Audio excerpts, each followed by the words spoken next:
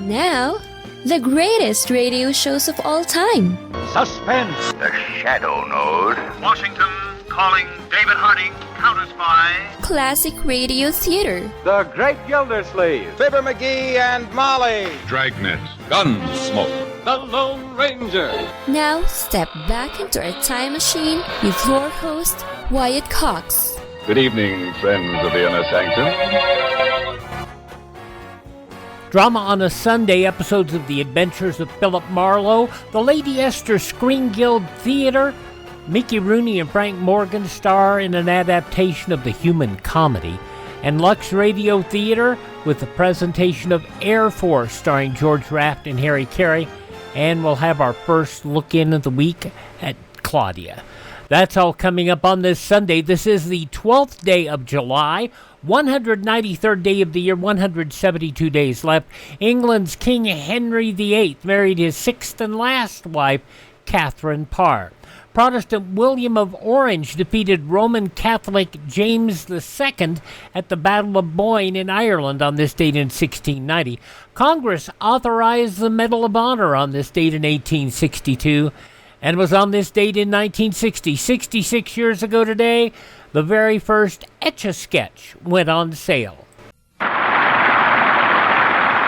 Still tied score. And here's the tie-breaking question for Penella with her magic Etch-a-Sketch and her opponent Maximilian with his magnetic Magnasticks. Ready? Draw or build the biggest animal in the jungle. It's the elephant. They're both right. How do they do it?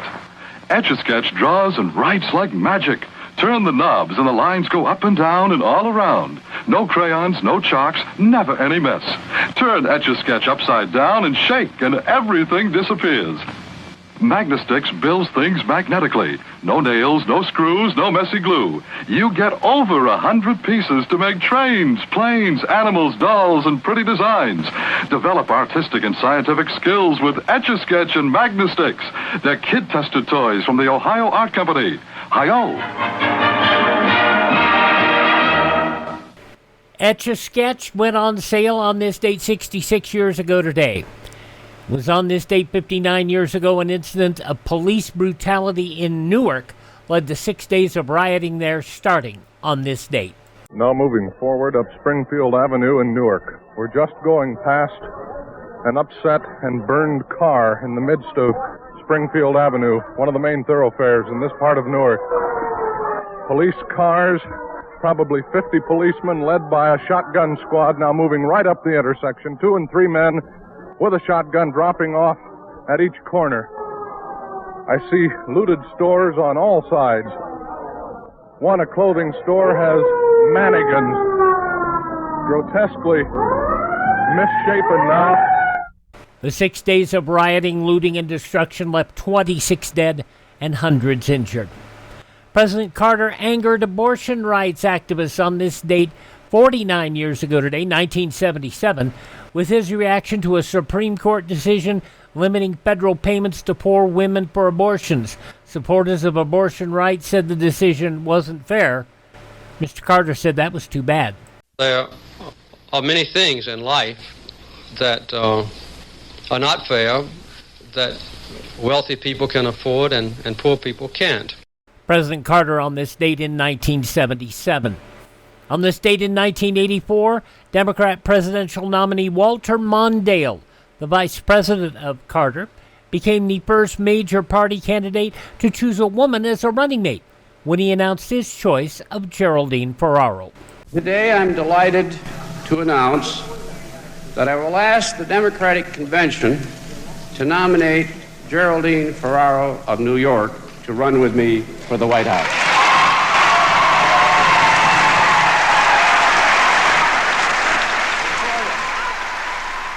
Mondale and Ferraro were ultimately unsuccessful in their bid for the White House.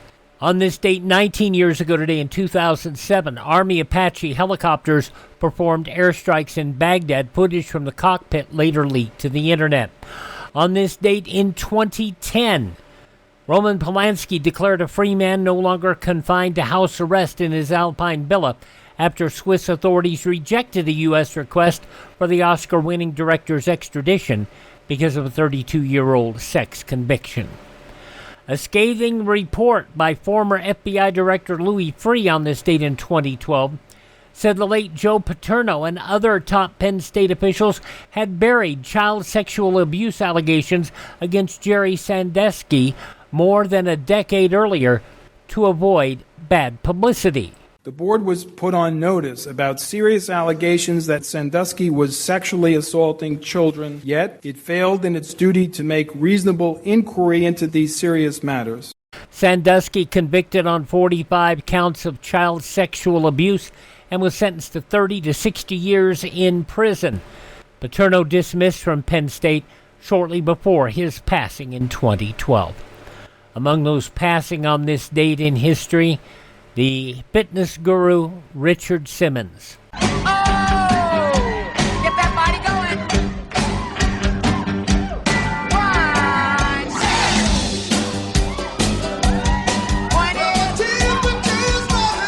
Oh yeah, 4 more. Take it up higher. Alexander Hamilton, Richard Simmons passing on this date. Alexander Hamilton passing away on this date after having been shot the day earlier in a duel. Lon Chaney Jr., the actor, passing away. The wonderful singer Minnie Riperton, taken from us far too young. John Chancellor from NBC News for so many years. White House Press Secretary Tony Snow passing away. Sherwood Schwartz, the man behind a lot of television programs, including Gilligan's Island. Kelly Preston from Jerry Maguire and Mrs. John Travolta passing on this date. And 2 years ago today, in addition to Richard Simmons, we lost Dr. Ruth Westheimer. A wonderful woman to watch on television. By the way, Richard Simmons also born on this date in history, something many of you may not know. Henry David Thoreau, also born on this date. Inventor George Eastman. George Washington Carver. Soprano Kirsten Flagstaff. Architect Buckminster Fuller. The lyricist Oscar Hammerstein II. Milton Berle. Comedian Joe DeRita. Pianist Van Cliburn. Christy McVeigh of Fleetwood Mac. And actor Jay Thomas. All born on this date.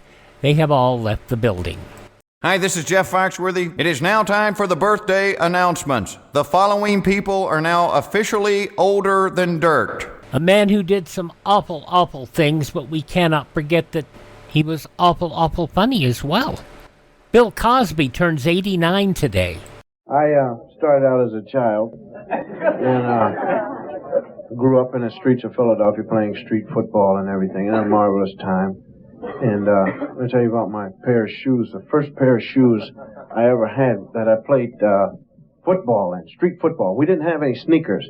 There was only one kid in our neighborhood that had a pair of sneakers. His name was Rudy. I'll never forget it. Rudy came running by us so fast. I said, what was that? I said, I don't know. It was something fast. You know, and he came up. How you doing, gang? How's everything? It's good to see you. What do you got on? I got on sneakers. See that? They make you run fast. You can run, stop on a dime. I'll give you 9 cents change. And I can keep going. And you see these little rubber balls on the side there? Yeah, well, they keep me from making sparks, setting my pants on fire because I run so fast, you know. A troubled soul who did some absolutely evil things, but man, could he be funny. Bill Cosby, 89 years old today. Walter Egan, the singer of Magnet and Steel, 78 years old today. How about Cheryl Ladd, 75 today. Gospel singer Sandy Patty is 70. Olympic gold medal figure skater Christy Yamaguchi is 55. Beware, there's a hurricane coming. Gregory Helms, pro wrestler, 52 today. Another wrestler, a much bigger man, Brock Lesnar, 49 today. From Girl Fight, Fast and Furious, Resident Evil, Michelle Rodriguez is 48. Eric from That 70s Show, Topher Grace is 48. Ever since yesterday, I can't stop thinking about you. I want you. Well, thanks. From That 70s Show, Topher Grace, 48. WWE Sami Zayn is 42. From The Marvelous Mrs. Maisel, Rachel Brosnahan is 36. I am not a prostitute. I'm a comic. Is there a difference? Yes, prostitutes get paid more. From the marvelous Mrs. Maisel, Rachel Brosnahan is 36. And this young lady made it to 29, and the odds were always against her. In Pakistan, she was shot for her beliefs that girls should be allowed to get an education. Shot by a Taliban gunman in an assassination attempt targeting her for her activism. She got good enough to be transferred to a British hospital, and she was helped, and she recovered. And this young woman, for her activism in making sure that women had a right to an education in Pakistan, received a Nobel Prize. Malala Yousafzai, 29 today. One child, one teacher, one book, and one pen can change the world. And she's right. Malala Yousafzai, 29 years old today. The youngest Nobel Prize laureate in history. Those just a few of the people celebrating the 12th day of July as their birthday. If this is your birthday, Happy birthday, happy birthday. Happy birthday to you.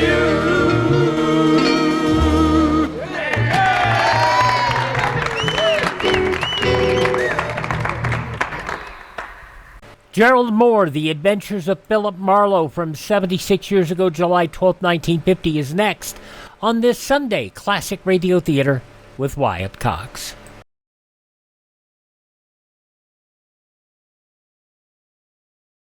Ladies and gentlemen, last year's traffic death toll was 37,500, a 7% increase over 1950.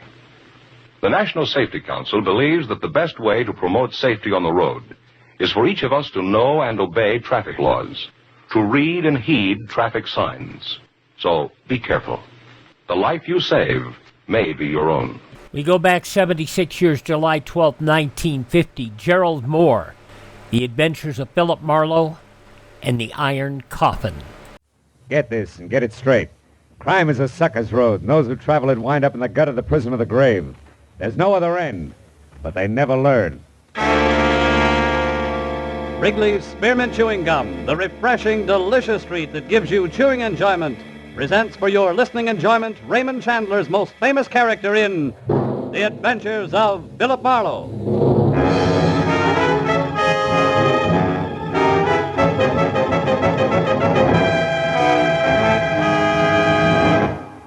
To make every day more enjoyable, treat yourself often to refreshing, delicious Wrigley's Spearmint Chewing Gum.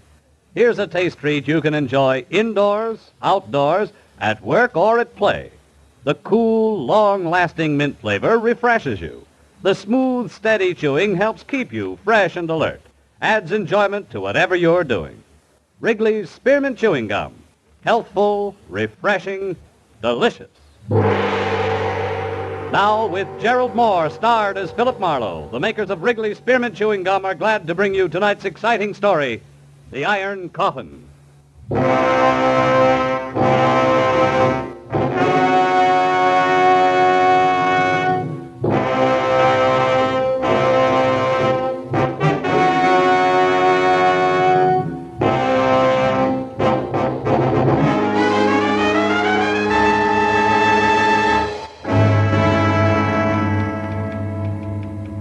Dear Sir, I wouldn't touch your proposition with someone else's 10-foot pole.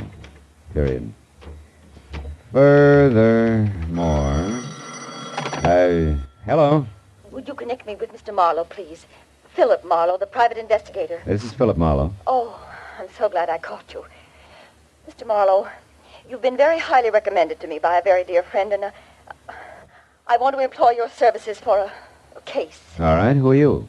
I'm Catherine Newbold. Uh-huh. It's about my daughter, Irene, or more exactly, about her fiancé. I want you to find him for me. He's 26, dark complexioned, about 5 feet 10, and Just a minute, exercised Mrs. Newbold. It's a little early for descriptions. What's the nature of his disappearance? Mr. Marlowe, Yeah. I'm afraid I just can't explain over the phone. I'm at the boy's place now. Would you come over here? It's 4220.5 bronze. 42.20.5, huh? You see, Bennett is lost, and Irene's gone to help him, and she may get lost, too. Well, how do you mean that, Mrs. Newbold? Lost where? Back somewhere in the 16th century.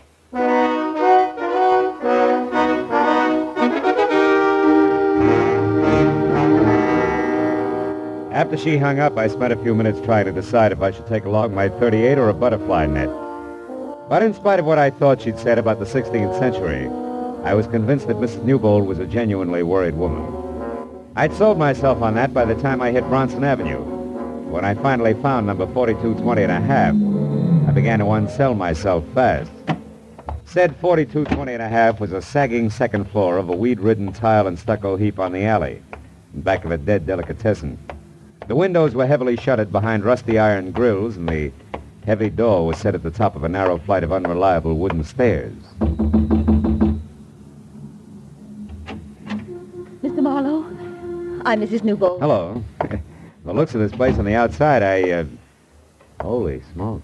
It's rather bizarre, isn't it? Yeah, to say the very least. These are Bennett Virago's rooms. He's a student. Of what, alchemy? His place is a museum. Everything in here must date back to the... Yes, to the 16th century. That's what you said, yeah. That's what I meant. Mr. Marlowe, 2 years ago when my daughter met Bennett, he was a nice, normal boy with a great enthusiasm for history. Uh-huh. He's brilliant. I liked him, and Irene, of course, fell madly in love with him. But then... Then what, Mrs. Newbold? Then it began to change. He was working awfully hard toward his doctor's degree when suddenly he seemed to hit a snag. How do you mean? Well, he became obsessed with a particular period in history. Spanish history. Well, that's not so unusual. That's how guys become specialists. Oh, but it's more than that. His interest was much more than scholarly.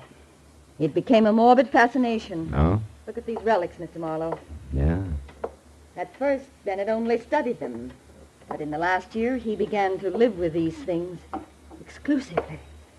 More and more until he left a month ago. And now, well, I just don't know. You know, my guess is the boy needs a psychiatrist, not a private detective. Where's he now? Well, I'm not sure, but this morning a note came from Irene. It was mailed in Santa Barbara 2 days ago, the day she left. She might be with him. Yeah, but you said you had an idea where they might be. I do. See this book? Yeah. It's a castle. Constructed in the year 1540 by Peter the Cruel of Lerma near the present city of Valdemoro. Seized in 1562 after a violent struggle by the Count of Castile. Dominique Virago. Yes. And look here. I found this old newspaper clipping in that book there. Uh-huh. It's about that very castle. It says it was torn down in 1887 by an eccentric millionaire bachelor and rebuilt stone for stone on an isolated part of the California coast known as Point Estero. Uh-huh. The man who spent his entire fortune on this single project was Philip Virago. For Pete's sake. And that's where they are. They must be. Well, considering what we started with, that makes sense. I looked it up, Mr. Marlowe. Point Estero is just above Morro Bay, about 200 miles north of here. Will you go up there and find out what's wrong? I'm awfully worried.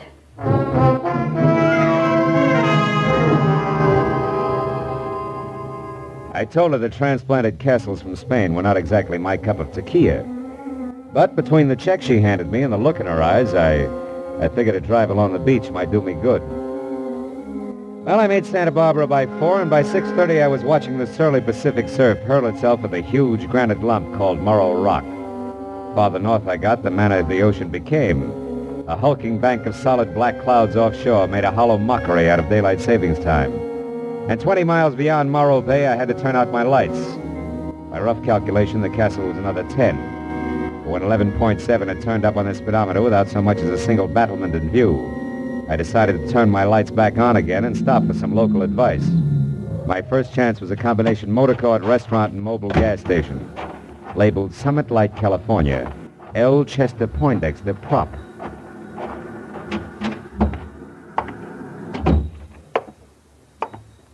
Howdy, friend. Bad night to be out on the road, huh?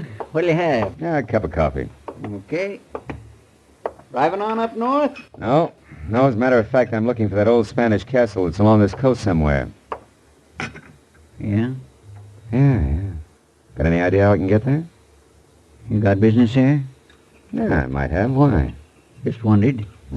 Not a good place, mister. Folks in these parts like to forget it's here. Oh? What's wrong with it? Nothing, maybe. Then again, well, it was built 60 years ago by a madman, mister. Brought it over here from Spain, complete, even to the furniture. So I hear. They say it belonged to his ancestors, and he brought them, too. Every one of their bodies. Their coffins are down there under that castle right now. 13 of them. How do you know? I talked to an old-timer once who helped put that place together. 7 men died on that job. And do you know what he told me? One of them coffins is iron, and it's 8 feet long. You made a great fullback here. Fill it up again, will you? It ain't funny. They say his name was Peter the Cruel. Now, look, Chester, you're not lathering yourself up into a ghost story for tourists, are you? You asked me, and I'm telling you. All I asked you was how to get there. You see that light out there? Across the bay and past the breakwater? Wait till she comes around again. There, see it? Yeah. That's up on the summit of Point Estero. Well, the castle's just a mile past that. There's not much of a road in, but you can make it. Okay, thanks. It's right down next to the water, in a nasty, jagged little cove. Altogether, it's 3 miles from here. Much obliged. There's something else you might keep in mind. Huh? Like I said, I don't hold with ghosts. But I know for a fact them coffins are sealed in a crypt under that castle. But they don't stay put. They get thrown around. Folks have heard 'em thumping. Good night, friend.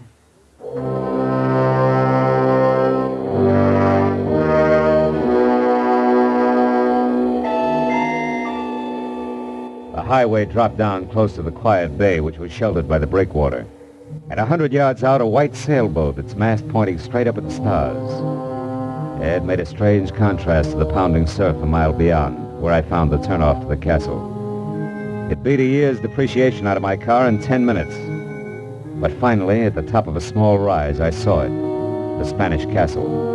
It was a grim, gray mess of crooked walls and twisted towers that crouched on the shore like something that had crawled up from the bottom of the sea.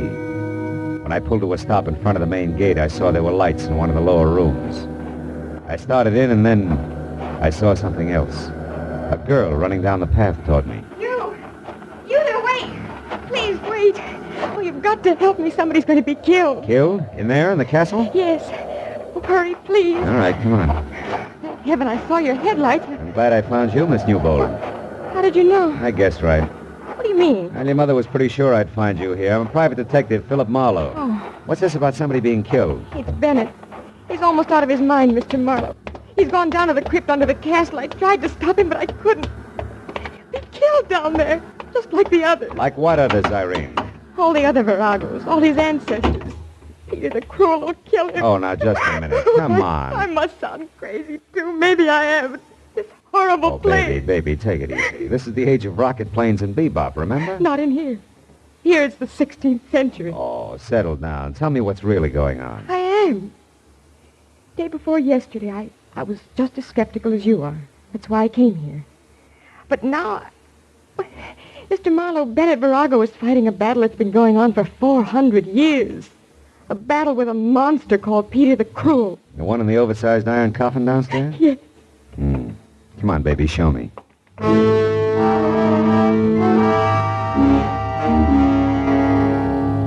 What I could see in the light of the 4 candles in the holder I picked up I didn't like.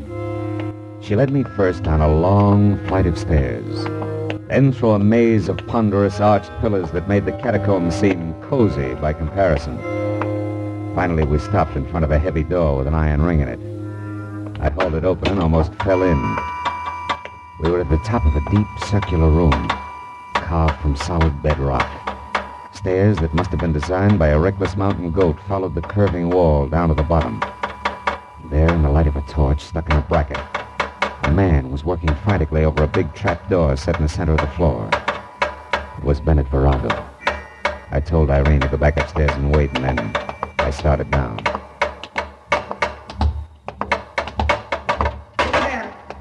Who is it? Philip Marlowe.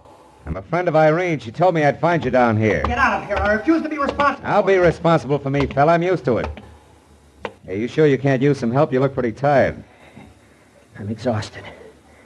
But I'm not going to stop until I've settled this business once and for all, and I won't tolerate any interference. Do you understand? No. Interference in what? I'm going to spend the night in the crypt under this door. I've got to know the truth. Listen, if you're really Irene's friend, please take her away into town, that Poindexter's place. She's not safe here. Nobody is. Every document I found verifies it. Verifies what? Mr. Marlowe, I'll show you. On one condition. Give me your word that once I'm in there and this door is closed, you'll leave here and take Irene with you. Well? Okay, Virago, it's a deal. Show me. All right. Take that crowbar and help me get this open. Okay. Tonight I broke the seals that were put on this door 30 years ago. At that time, the coffins were in 3 straight rows. And now? I know what I'm going to find. It's happened before. Hey, Buster, this thing is heavy. You'll never open it from the inside by yourself. The servant Ramiro has his orders. Get it up in the morning. Quick! Prop it with your bar. I got it. Well, Virago. Stay back. Don't move until I get the torch down there. Now, look. I saw walls slimy with pale moss. A rotten stone floor scarred with deep fissures. And the coffins that had been in 3 neat rows were scattered in crazy confusion. But that wasn't enough. In the middle of it all was the iron one, 8 feet long, standing right straight up on end. Now maybe you'll believe me. Virago, listen, wait a minute. Maybe you better think this over. You gave me your word. Yeah, but no kid threw those coffins around like that. Now you're beginning to understand. Get out, Marlowe. Get out fast. Heaven only knows what might happen here tonight.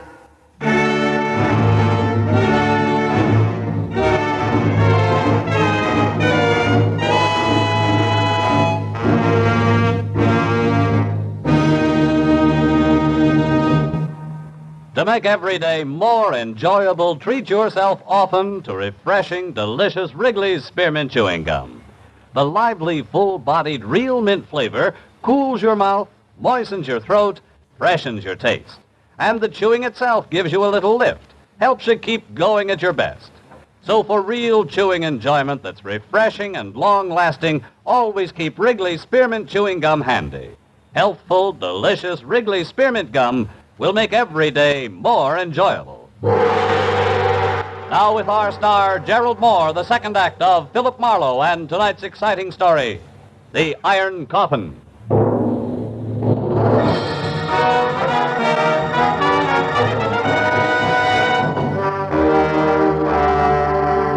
I kept telling myself that Virago wasn't in any danger. That this was 1950 and spirits from the 16th century didn't stand a ghost of a chance against a determined man. But I couldn't quite believe it. And things didn't get any cozier as I watched the man with the obsession descend into the crypt. A candle in his hand, casting a crazy chorus of shadow dancers against the dripping wet walls. After the trapdoor crashed shut, I kept holding on tight to the 20th century and things that made it tick. And that helped until I was back up to the basement level. A moment of your time, please, senor.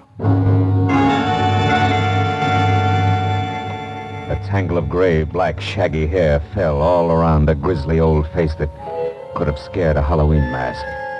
And the rest of them fit from a build that included almost no shoulders, ape-long, scrawny arms, and an outfit that was medieval. I did not mean to alarm you, senor. You couldn't miss. It's so dark in here. You're Ramiro? Si, Ramiro. Yeah. I, senor, wait upon the master of this house, even as my father did, and his father before him. Always, senor, Ramiro has been in service in this castle. Always since Peter the Cruel. You mean you came over here from Spain? You were imported with this castle? Si, indeed. It had to be that way, senor. None else but a Ramiro knows the castle. Every stone, every fixture, every sound in the night. Why, senor, there where you stand, Ramiro stood on that fateful day in the year 1562 when Dominic Verago, the Count of Castile, sentenced Peter the Cruel to his death. Oh, it was an awesome occasion, senor. I'll bet. The story of that day lives in my mind as though I had been present. I hear and see it all. Hear and see the fantastic spectacle in this very room. The place lighted by flaming torches. The prisoner was Peter the Cruel. His legs bound in heavy chains and weighted with an iron ball. The crowd Dominic Verago, Count of Castile, to this day proclaim the tyrannical rule of the prisoner before me at an end. And I do further proclaim that the prisoner, Peter the Cruel, be hanged, wearing the shackles and weights of a common thief. And when his body is dead, I order it cut down and sealed in an iron coffin, the chains not removed. Only by right of the royal blood of our father do I allow his remains to be placed in the family crypt below this room. Now, Peter the Cruel, you have heard this sentence. How do you speak?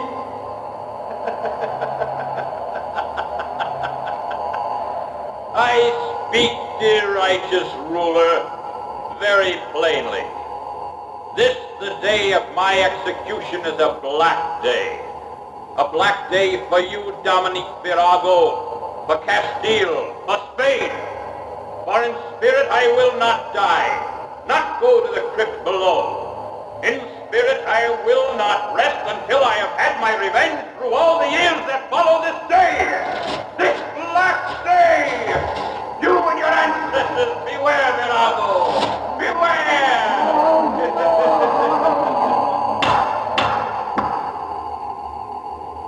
Silence! The Count of Castile will reply. Hang him!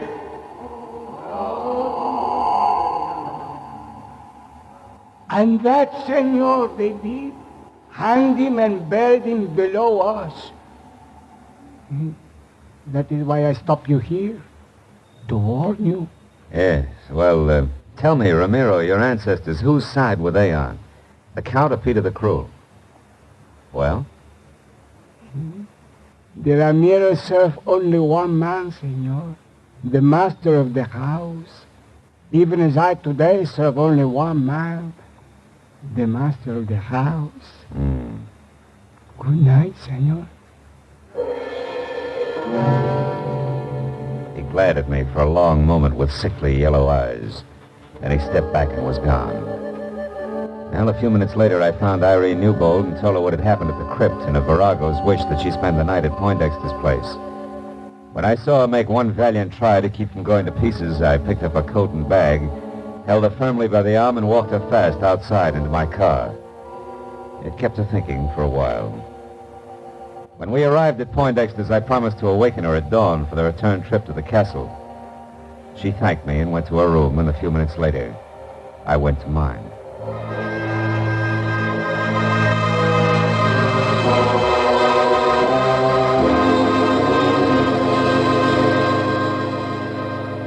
After 3 hours of cigarette-filled sleeplessness had gone by, I slipped outside and watched the summit light that winked at me every third second. I didn't wink back.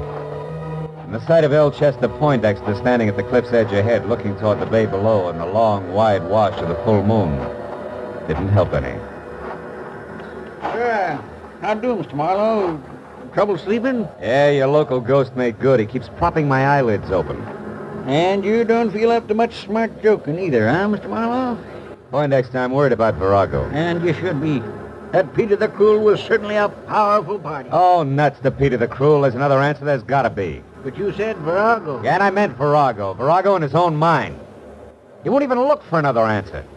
He'll keep fighting ghosts until the boys in the white jackets with court orders call for him. And then there's Irene. Mr. Marlowe, you were saying... Hey, Poindexter, look out there. See out there that boat anchored in the bay? Yeah. That's the same one I saw from the road before, isn't it? The road I took to the castle? Sure. Only sailboat around here. Springtide certainly has her dipping for moss tonight, huh? Certainly has. Her, me, and a lot of other things, including the fact that our boy who's chasing ghosts is going to be killed by something very real. If we don't get a move on. Come on, come on. We're all going to the castle in a big hurry.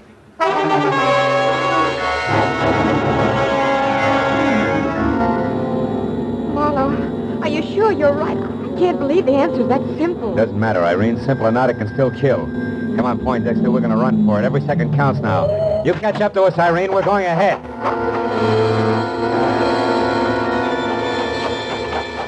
Poindexter followed me as I ran into the castle, and down the stone stairs to the basement and along the passageway that led to the spot above the crypt where I'd first met Marino. But we both slammed to a stop at the sight of something I couldn't expect to find this side of the Dark Ages. It was Ramiro again. Only this time minus his apron and long winter underwear, and plus a head-to-toe black coat of mail with a shiny steel helmet spike on top, tucked underneath his arm. And in one hand a lantern that swung to and fro with his cackling. In the other a long sword, vintage Lady of the Lake. Senor, they're fighting down there in the crypt. Virago, the last of the Viragos, and Peter the Cruel. Peter who is to have his revenge. Get out of the way, Ramiro. Come on, Poindexter. We got to get this door open. No, stop! Get lost, houseboy! Are we in time? Is Bennett all right? I don't know yet. Watch that jerk in the fancy dress. If he gets up, yell. Come on, Poindexter. We got to get this door open. Yeah, come on. Let's have it. It's coming. Look, the crypt is filled with water just like you said. Help me. Oh, Bennett. Bennett, thank heaven you're all right. Virago, here. Take my hand. Reach for it. Yeah, there we are. Couldn't have lasted another minute. The water came through the cracks in the floor. And the coffins. They floated. That's right. They're bumping against the sides of the crypt is the thumping sound you people have heard. Yes. And when the water subsides again, the coffins will be scattered all over. Oh, Bennett, darling, you see, it's no angry spirit. Yes, but why the water, Mr. Marlowe, and why does Peter the Cruel's coffin always stand on end upright? Where does the water come from? The sea. There's an unusually high tide tonight. Spring tide, they call it. Right, Poindexter? Right. Happens when the sun and the moon are in either direct conjunction or opposition. You see, the castle's so close to the ocean and the crypt so deep that the water seeps in as the tide rises. Oh, I see. And as for Peter the Cruel, he settles upright because the old boy was buried in his coffin with his bondage chain still wrapped around his feet, according to legend. Ask Ramiro there. I'll be glad to tell you all about it. Senor, it is more than legend. It is truth. Truth, sir, that no Oh, can shut up, Ramiro. Had enough of you and your stories. Mr. Marlowe, how did you know? I mean, what got you here in time? How did you think of the spring tide, Mr. Marlowe? Well, it was a sailboat anchored in the bay, Irene. You know, when I first saw it, its mast pointed straight up at the stars. When I saw it again, hours later, it was dipped forward sharply because the anchor chain had been pulled tight by the rising tide. Well, that gave me the hunch I needed. The hunch we needed, Mr. Marlowe. Thanks a lot. I'm glad to be out of the 16th century, and you know something? What? I think I'll stay out.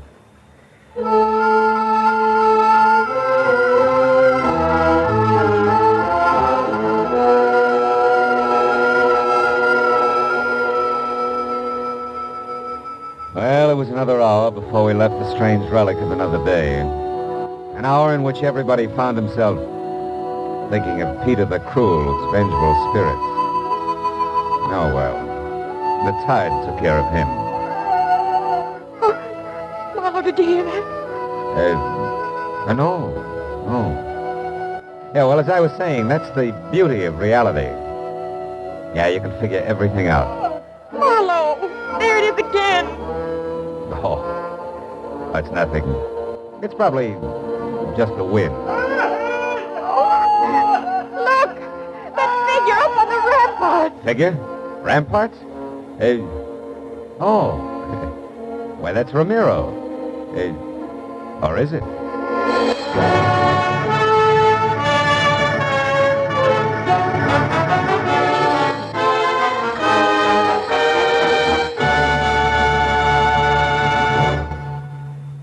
Remember, friends, to make every day more enjoyable, treat yourself often to refreshing, delicious Wrigley's Spearmint Chewing Gum.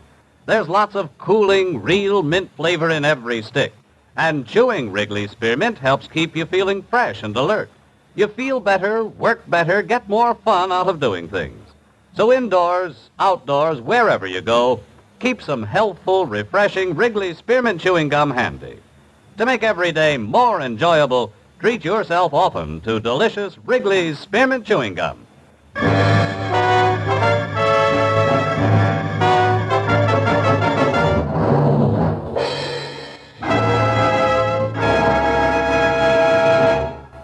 The Adventures of Philip Marlowe, presented by Wrigley's Spearmint Gum, bring you Raymond Chandler's most famous character and star, Gerald Mohr. Philip Marlowe is produced and directed by Norman MacDonald and written for radio by Robert Mitchell and Gene Levitt. Featured in the cast were Irene Tedrow, Lillian Byeth, David Ellis, Jay Novello, Parley Bear, Barney Phillips, and Edgar Barrier. The special music is composed and conducted by Richard Arant. The makers of Wrigley's Spearmint Chewing Gum hope you've enjoyed tonight's adventure of Philip Marlowe and that you're enjoying Wrigley's Spearmint Gum every day.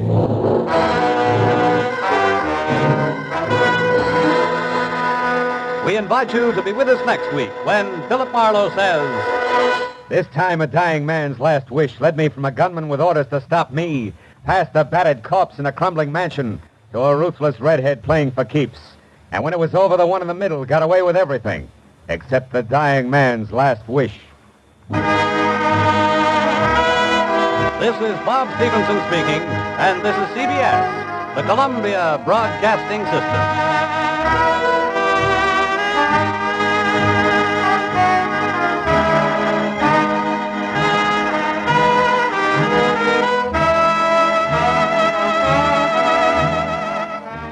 76 years ago, July 12, 1950, The Adventures of Philip Marlowe, here on Classic Radio Theater with Wyatt Cox. Getting ready to go to the movies now with 2 motion picture adaptations for the remainder of the podcast. We'll start off with Mickey Rooney and Frank Morgan in the Lady Esther's Screen Guild Theater adaptation of The Human Comedy.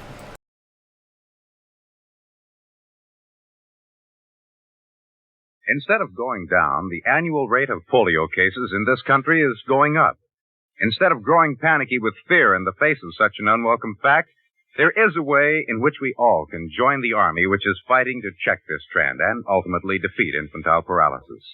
We can contribute to the March of Dimes. Give today so that the 1952 March of Dimes will be the biggest ever and a really potent fighting force against polio.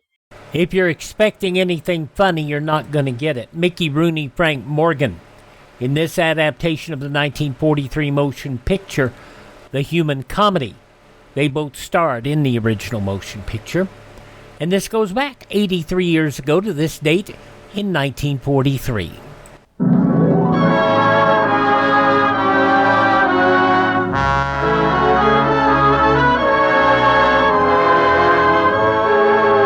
Lady Esther presents the Screen Guild Players.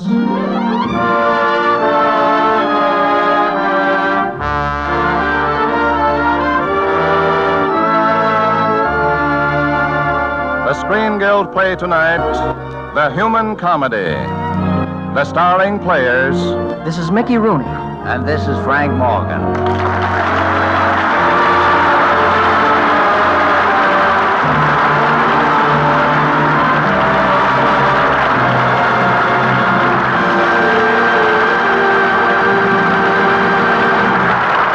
It is with great pride and genuine pleasure that the Lady Esther Screen Guild Players present tonight a motion picture that is certain to be in the Academy Award group this year. Metro-Goldwyn-Mayer's The Human Comedy by William Saroyan. Our radio adaptation, which is necessarily condensed from the picture, stars Mickey Rooney as Homer Macaulay and Frank Morgan as Mr. Grogan. Ladies and gentlemen, The Human Comedy.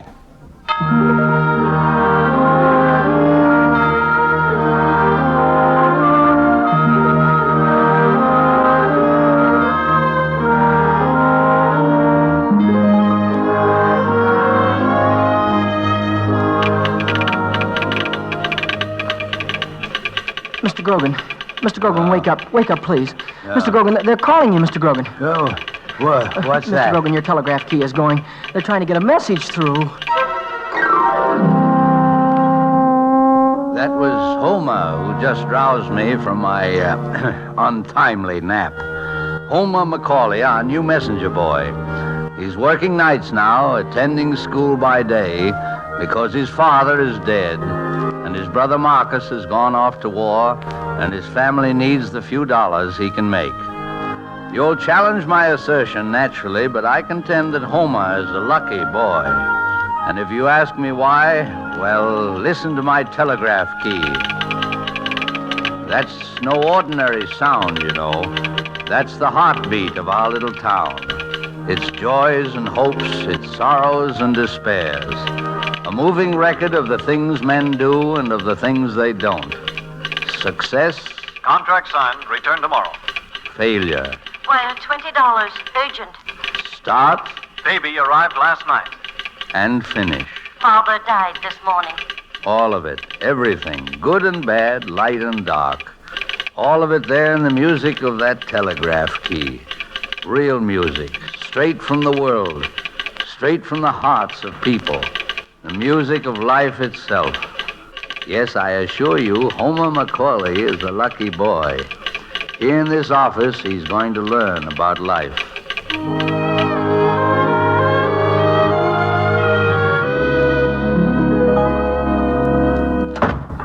Here I am, Mr. Grogan. I'm back. Every one of those telegrams delivered. Well, that's fine, my boy. I should think you're just what this office needs in the night shift.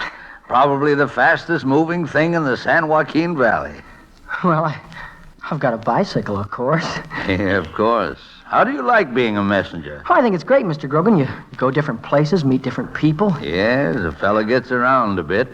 How did you sleep last night? Oh, I was pretty tired, but I slept all right. Little sleepy in school today, I presume. Yes, sir. What subject? Ancient history. It's a pity they don't make those old things more interesting. Bring them up to date. But, Mr. Grogan, if they bring them up to date, Yes, don't well, you say there that are a few things I want to tell you, my boy. Now, don't go too fast. No, sir. Get there quickly, but not too quickly. Yes. Be polite to everybody. Take off your cap in the house. Yes. And above all, don't lose a telegram. No, sir. If anything else comes up, just ask me about it. Oh, well, something has come up, Mr. Grogan. Yeah?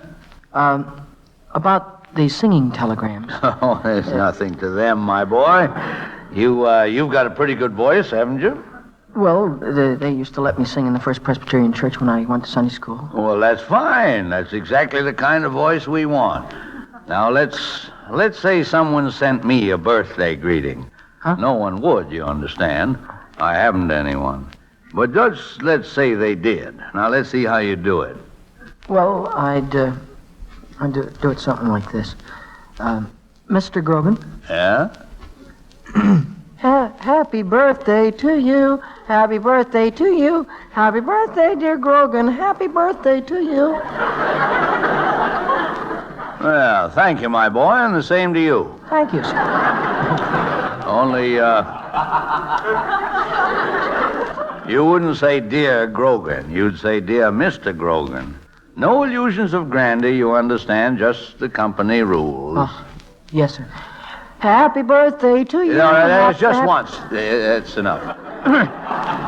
Well, it's 10 o'clock, my boy. Time for a little Epicurean diversion. And I have right here in my desk 2 supreme examples of the culinary art. Well, they look like pies to me, Mr. Grogan. Well, and pies they are. Let us feast on them together, my boy. From now on, you and I are friends. Yes, sir. I toast you in coconut cream. Your very good health. And the same to you, sir. You understand, Homer, friendship is an active state. On occasion, I shall ask you to run an errand, or join me in song, or sit and talk with me. Run an errand, sing a song, talk. I can do all of that. Is there anything else, sir? Yes, well, there's a rather delicate matter. In the event of drunkenness... Huh? Mine, not yours. I shall count on you to see that I am able to perform my duties here. Me? Oh, what could I do? Well, if I do not respond when shrugged, a splash of cold water in the face. This is to be followed by a cup of black coffee. Yes. In the street, however, the procedure is quite different. If you behold me lost in the embrace of alcohol, you will greet me, but make no reference to my condition. I'm rather a sensitive man, and I prefer not to be the object of public solicitude. Cold water and coffee in the office. Greetings in the street. You have it all clear? Yes, sir, but I guess there's more to this telegraph business than I thought there was at first.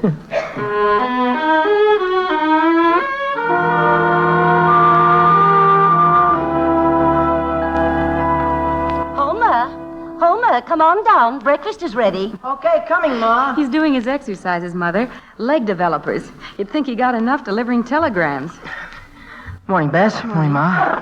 Gosh, I'm hungry. Homer.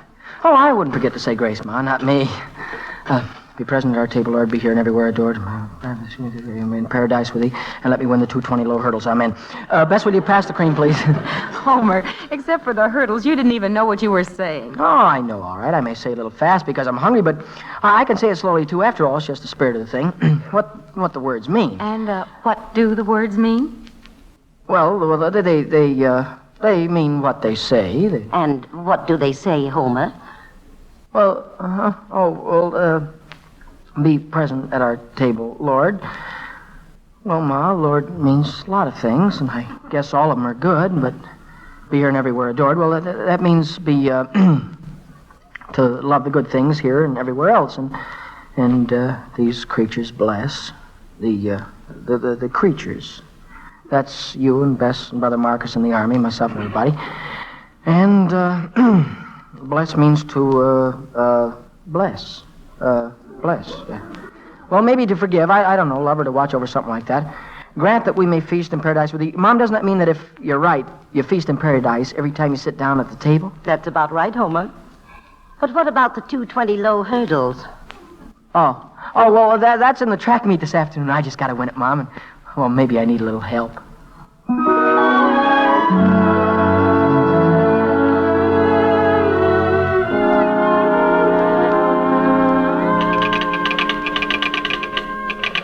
And so another day begins for Homer. Day like any other day and still quite different from the rest. A day when Homer learns a little more of life. There's a girl, you see. Her name is Helen Elliott, and she's in Homer's class at school. Not that she's overly aware of him, of course. A boy who's a telegraph messenger at night. No. Helen, I'm afraid, is interested in someone else. In Hubert Akeley III, whose father happens to be very rich. Hubert rather likes Helen, too. And besides, he runs the 220 low hurdles. So I imagined it's quite understandable if Homer picks a quarrel right in class. Hey, Hubert Akeley III. What did he ever do, or Hubert Akeley II or the first, for that matter? Well, at least no Akeley's ever been a common fanfaron. Boys? Fanfaron? Miss Hicks, what does that mean? Homer, I've told you to... Oh, he's just ignorant, Miss Hicks. Hubert? Listen, number 3, don't you start calling me names I never heard of before. A fanfaron is a common larrikin, a hoodlum, a braggart. Ah, sit down, a fanfaron. Homer, Macaulay, and Hubert Akeley will remain in their seats after school. After school, but Miss Hicks, what about the track meet? I'm not interested in the track meet. But Coach Blenton is counting on me to win the 220 low hurdles. He told my father... Hubert, neither Coach Blenton nor your father is in charge of this class. You and Homer will remain here after school.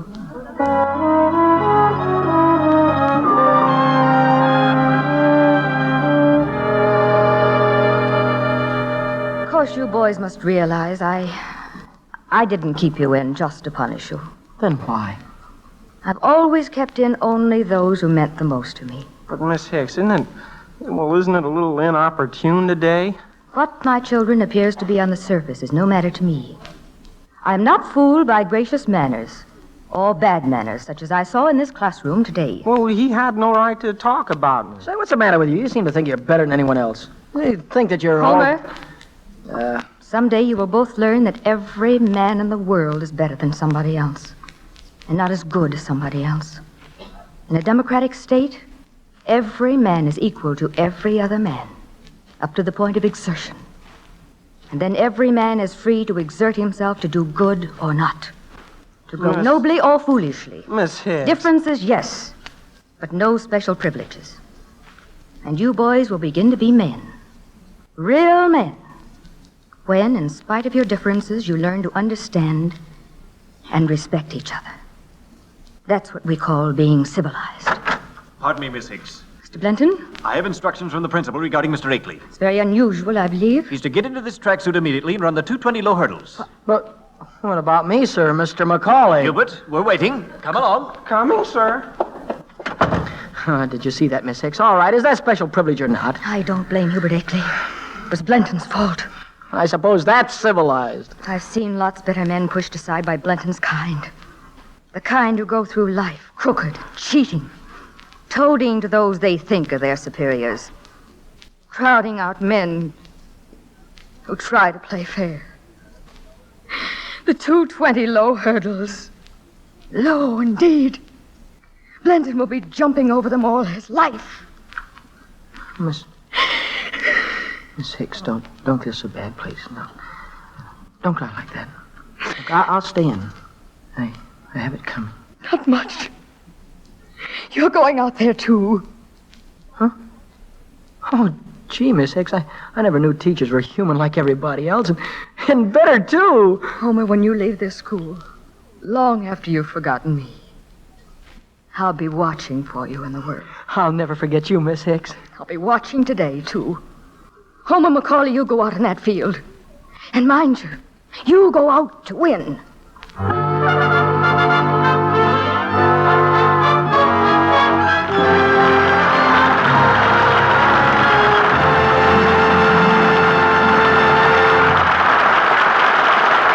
So ends Act One of William Saroyan's The Human Comedy, starring Frank Morgan and Mickey Rooney. The Lady Esther Screen Guild players will present Act Two in just a moment. But first, a word from our hostess, Lady Esther. Have you ever had an experience like this? Have you ever had someone say something about you that wasn't true? Someone you thought was a friend? It comes as sort of a shock, doesn't it? You feel so hurt and distressed because you trusted and believed in that false friend. Well, you know, certain shades of face powder can be like false friends. For though women may trust and believe in them, these shades of powder may lie about their age, may even make them look a little faded, a little older. But oh, what a really kind friend certain other shades of face powder can be. Now, I hope you aren't the innocent victim of a wrong shade of face powder.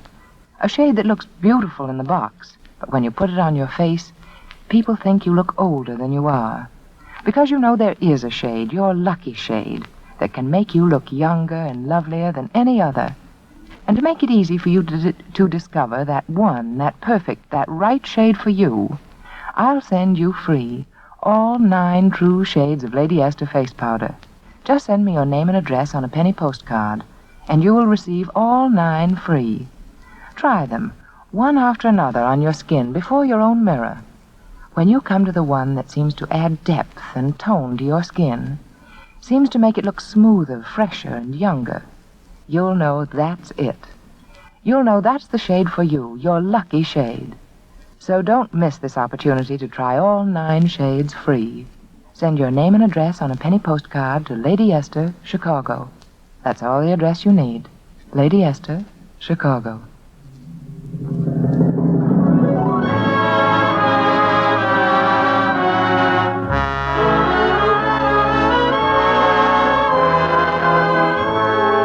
And now, Act Two of Metro-Goldwyn-Mayer's The Human Comedy, starring Mickey Rooney as Homer Macaulay and Frank Morgan as Grogan.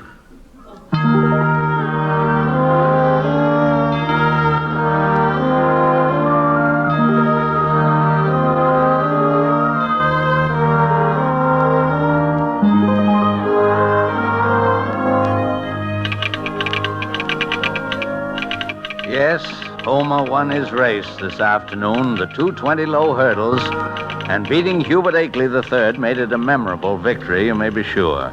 But Homer isn't finished for the day. He has another victory to win tonight, A more important victory over himself. Gosh, Mr. Grogan, the way I feel tonight, I could deliver 10 times as many telegrams as these. Any more to go? Just this one, Homer. It's right on your route. Sure. I think you'd better read it first. Oh, okay. Miss Helen Elliott. Horse feathers. I'll quit before I deliver this. Well, what's the matter? Someone you know? Helen Elliott, and I hate her. Hate? That's a very strong word, isn't it? Well, I guess I don't exactly hate her. I guess I love her more than anything in the world, but I'm not going to sing her a birthday telegram from Hubert Akeley III. Well, of course, this is a problem, Homer, but everyone's got problems, you know. Not like mine. Not exactly, maybe, but, well, take me, for example. I have to sit here and watch all these messages come through. And sometimes I know they'll make people happy, and sometimes I know they'll feel pretty bad. Gee, that's your job, Mr. Grogan. That's what I'm trying to tell you, my boy. It's more than a job. It's a sort of privilege. We two, we're just alike.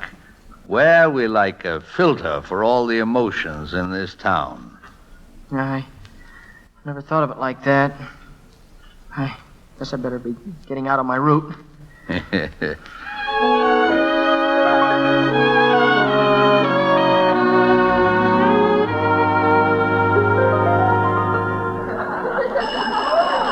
all making so darn much noise at their party they can't even hear the bell. Why don't they open the door and... Well, if it isn't Mr. Homer McCauley. Look, you stay out of this, Hubert. I have a telegram for Miss Helen Elliott. Why, Homer? Miss Elliott, this telegram. Don't open my telegram. I'll take it, please. No. It's not that kind. I mean, I'm supposed to. I have to. Happy birthday to you. Happy birthday to you. Happy birthday, dear Helen. Happy birthday to you. Signed Hubert Akeley III. Oh, Hubert, how sweet. Oh, sign here, please. Of course. Did you hear that, everybody? Hubert sent me a thing. Say, Homer. Look, Hubert, I ought to give you a lump on the head. Why didn't you send her something by American Express? Well, I didn't think you'd get sore, Homer. Well, you didn't think I was going to like it, did you? Well, I guess maybe I wasn't so clever. Well, I guess I was just trying to get even. Gosh, losing that race made me look pretty silly with Ellen. Look, you don't have to worry about that. I hate her. You do? I haven't got any time for girls. I'm too busy. I've got too much work to do. Honestly, I'm sorry about everything, Homer. Gosh, I'd like to be friends. Well, would you shake hands? Well, okay, I'll shake. I guess a fellow might as well be civilized.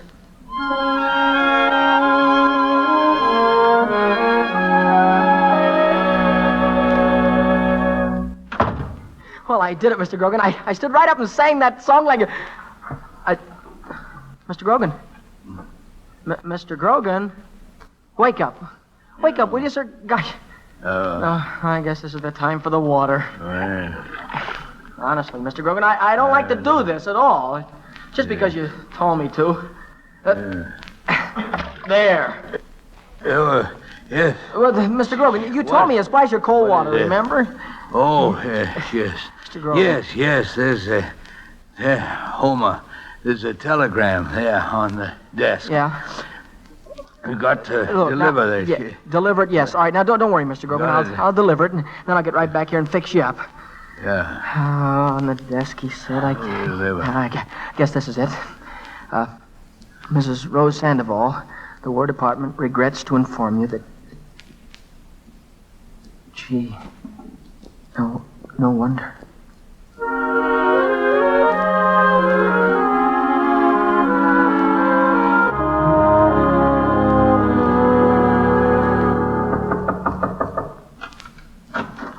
Yes? Who is it, please? A telegram from Mrs. Rose Sandoval, 1129 G Street. Are you Mrs. Sandoval? Oh, telegram? Oh, please come in. I cannot read English. What does it say, this telegram? Well, it says... Oh, no. Open first the telegram. You read it for me, yes? Who sent the telegram? My son, Juan Domingo? Tell me, who? It's from the War Department, Mrs. Sandoval. War Department? It says... Mrs. Sandoval, it says that your son is dead. Dead? Oh, no. Oh, no, you're a good boy. You would not bring me bad telegram. Mrs. Sandoval, I wish... Do not be afraid. Sit down, please. Here, eat candy. It's Mexican candy from Cactus. All boys like candy. Now you tell me telegram is wrong, yes? No.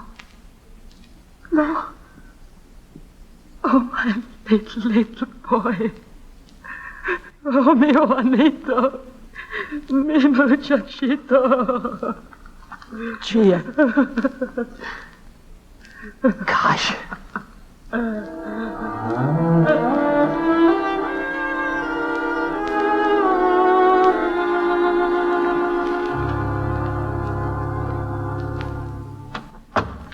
Yeah, is that you, Homer? Did you deliver that telegram?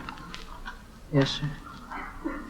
Yes, sir, I delivered it, Mr. Grogan. My boy, I should like to thank you for your recent ministrations on my behalf. You carried out your orders perfectly, as witness my complete, shall we say, renaissance. You were cool-headed, efficient, and, well, what is it, Homer? Something disturbing you? Mr. Grogan, people are in such trouble, and what can you do about it? Well, what do you want to do about it? Oh, I don't know exactly how to say it, but ever since I started working here, everything seems changed. Everything seems so different. I feel lonely, and I don't know what I'm lonely for.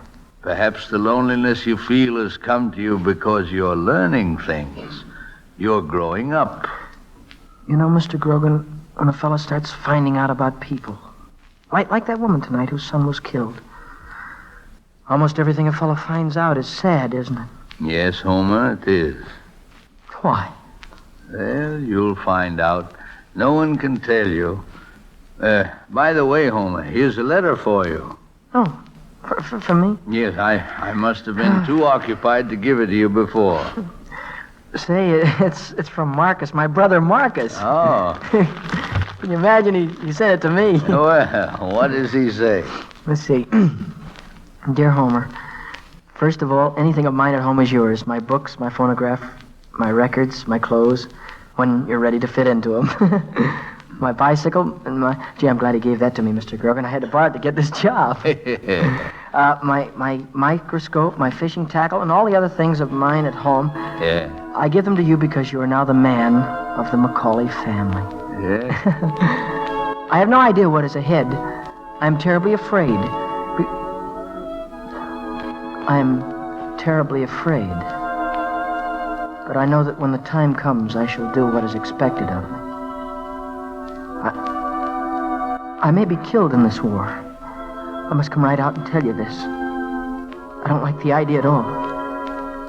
I hope to come home and spend many more years with you and our mother and sister and brother. It is very likely that we shall be leaving soon for action. This may be my last letter for some time. I hope it is not the last of all. When you read this letter, do not be unhappy. I'm glad I am the Macaulay who is in the war. For it'd be a pity and a mistake if it were you. You're the best of the Macaulays. You must go on being the best. I shall be watching you. You are what we are fighting the war for. Yes, you, my brother. I miss you very much, boy. I can't wait until I see you again. When we meet, I'll let you wrestle and put me down on my back in the parlor in front of Bess, Ulysses, and maybe even Ma. I'll be so glad to see you.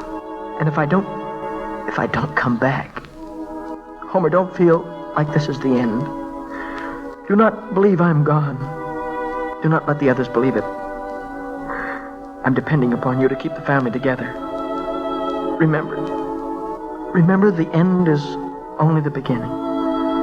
God bless you. So long, boy. Your brother Marcus. That's a very fine letter. Mr. Grogan, if Marcus is killed in this war... Homer. He said that you're the man of the family now. I'm sorry. I guess I'm not used to thinking about people dying. That's part of learning about life. You're tired, my boy. Go on home and get some sleep. Yeah, I'm tired. Good night, Mr. Grogan. Good night, Homer. Yes, tomorrow is another day.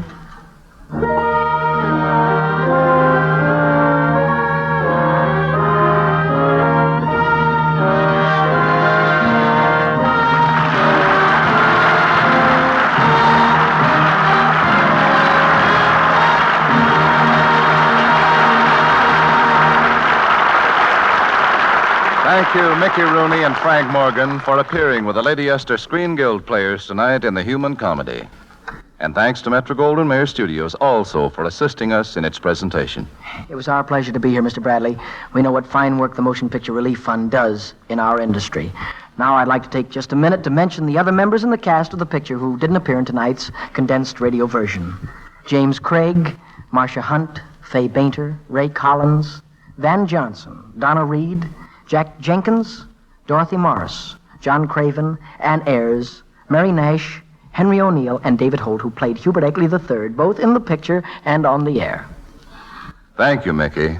We hope you and Mr. Morgan will be with us again soon. Happy birthday, Mother, by the way. And now, before we hear about next week's program, here's a word from one of America's best-known beauty authorities, Lady Esther. You know, if you were to come to me and say, Lady Esther, what shade of face powder should I use? What shade will flatter my skin most? I couldn't tell you. Nobody could tell you. There's only one way to find out. Try the basic shades of face powder right on your own skin. And I'm going to make it possible for you to do that. To find the one shade of face powder that's most flattering, most becoming to your skin. The shade that does most to make you look younger. For I'll send you, without cost, all 9 lovely basic shades of Lady Esther face powder. Then, before your own mirror, you can try one after another until you suddenly discover the shade that makes your skin look fresher, smoother, more youthful. To receive all 9 shades of Lady Esther face powder, just send me your name and address on a penny postcard. My address is Lady Esther, Chicago. I'm sorry, but government regulations will not permit me to make this offer in Canada. Next week, the Lady Esther Screen Guild players will present a revival of a great motion picture, Men in White, starring Louise Albritton, James Craig, and Jean Hersholt. This is the Columbia Broadcasting System.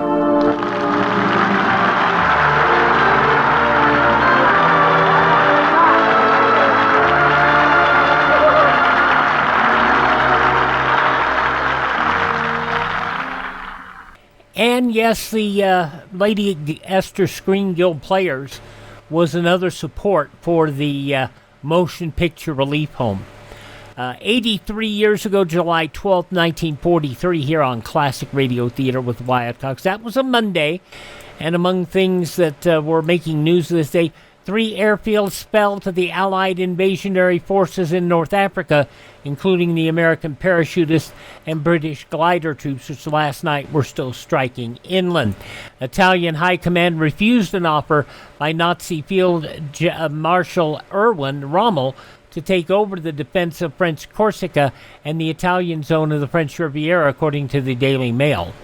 The 400-tank German assault, greatest of the war, failed to budge the Red Army from its positions on the Oral-Kursk front Sunday, and the Russians were able to throw the disorganized mechanized masters from 2 popular places in that sector to climax the first week of the Great Summer Offensive. Also, 52 tons of bombs dropped Sunday on the Japanese airbase at Munda, New Georgia, according to General Douglas MacArthur's headquarters. Mystery surrounding the death of Sir Harry Oakes deepened when the plane bearing the multimillionaire's body was recalled after it had taken off and the casket removed to the autopsy room at the Nassau, Bahamas Hospital. Attorney General Eric Hallinan ordered reporters off the hospital grounds, said it was doubtful any official explanation would be given for the return of the body to Nassau. War Department awarded construction contracts to a number of Army engineers' offices in Jacksonville, Florida.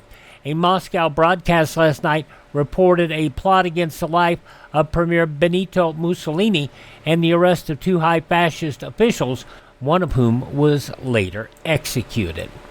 Those some of the news headlines from this date on Monday, the 12th day of July, 1943. We'll go to the Lux Radio Theater in a moment after I tell you that tomorrow on our Monday podcast, we'll have Frank Lovejoy in an episode of Suspense from 1958 called The Long Night, a story about a lost pilot and an air traffic controller. Frank Lovejoy became a licensed pilot after he first did this script on Suspense in 1956. Also, the 1950 summer replacement series for Suspense is called Somebody Knows. The story of the Mary Agnes Kabishka murder in St. Paul. Her throat had been slashed, and nobody knew who did it. CBS offering $5,000 to the listener who could help find the killer. Never did happen. Box 13 starring Alan Ladd from 1949, The House of Darkness. And the CBS Radio Workshop, Mason Adams and Kenny Delmar in The Case of the White Kitten. And we'll wrap it all up with another episode of Claudia. That's all coming up tomorrow here on Classic Radio Theater with Wyatt Cox. Tuesday, Dragnet, Escape, Wanted, and Stan Freeberg's very first show on the anniversary of that program's first broadcast in 1957. Will Rogers Jr., Rogers of the Gazette on Wednesday, along with Roy Rogers, Raymond Burr in Fort Laramie, and Gunsmoke starring William Conrad. Thursday, Mr. President starring Edward Arnold, Suspense, The Man Who Knew How to Hate, Let George Do It starring Bob Bailey, and I Was a Communist for the FBI. On Friday, The Shadow, Broadway Is My Beat, Night Watch, and Romance. And then on Saturday, we will have Sam Spade, we will have Presenting Charles Boyer, Murder by Experts, and Inner Sanctum Mysteries. A week from today, we'll have another episode of Escape, The Open Boat, Barry Craig Confidential Investigator starring William Gargan, another episode of Philip Marlowe starring Gerald Mohr, and a program called Confession. That's all coming up a week from today here on Classic Radio Theater with Wyatt Cox. Next up, we will go back to the movies and 1943 motion picture adaptation, also from this date in 1943, Air Force on the Lux Radio Theater.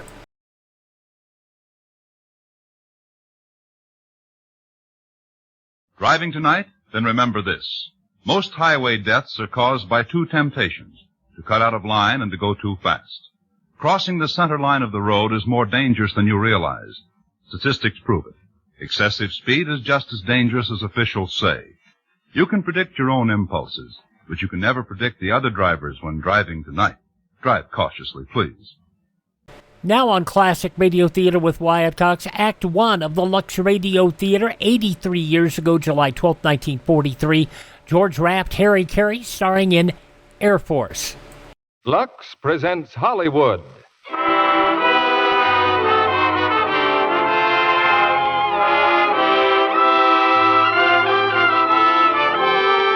The Lux Radio Theater brings you George Raft and Harry Carey in Air Force.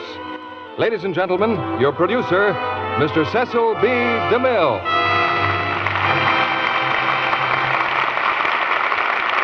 Greetings from Hollywood, ladies and gentlemen.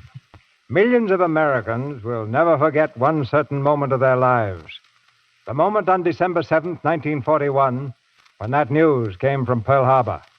I was sitting quietly at home going over a Lux Radio Theater play when my daughter rushed in from next door to tell me it had happened.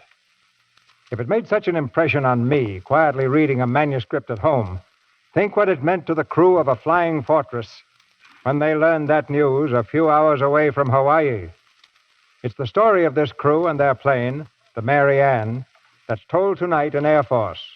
Warner Brothers made the motion picture, and it's one of the finest tributes the screen has yet paid to the men of the United States Army Air Forces. Now it's radio's turn, and our cast for Air Force is headed by George Raft and Harry Carey. I think it's only fair to call tonight's play a love story, Because when a plane has carried men safely through a rain of death and brought them home again, when they've dared the impossible together and done it, there's something between that plane and its crew that's almost akin to love. Celestial navigation takes mathematics, and a member of our production staff, with a mathematical turn of mind, has just calculated the total of all the audiences that have listened to the Lux Radio Theater for the past 9 years. It comes to about 4 times the population of the whole world. He says that 8,160,000,000 listeners have heard these plays which Lux Flakes brings you each Monday night. Just add up how many times you've listened, and you may account for 400 or so yourself. I don't have any figures on how much Lux Flakes it would take to do the washing for 8 billion people. But I do know a good many millions of you must be very happy with it, because the number's going up all the time. Well, it's time for the takeoff. And here's the curtain for the first act of Air Force, starring George Raft as Joe Winocki and Harry Carey as Sergeant White.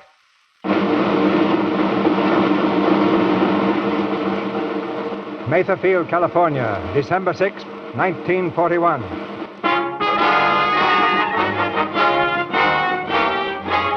Code message to Commanding Officer, 48th Wing, Mather Field.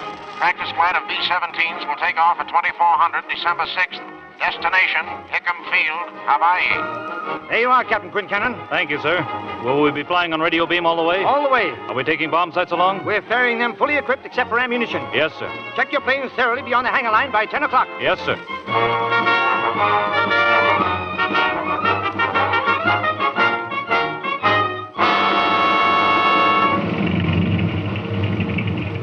That was the way it started. A routine flight of Boeing B-17s out of Mather Field. Well, it was supposed to be routine, only it turned out different. Joe Winocki's my name, Sergeant Winocki, assigned to the flight as a gunner. I had orders to report to plane 0114. The Mary Ann, they called it, so I showed up on the line a couple of minutes before 12. They hadn't told us yet where we were going, and I was sort of down on the whole deal. I didn't feel like making that trip. You'll see why later. The Mary Ann was number 1 on the line. When I walked up, the pilot was checking the plane with the crew chief, an old-time sergeant by the name of White. How's everything going, White? Everything's going fine, sir. I put a new magneto in number 2, gear shot.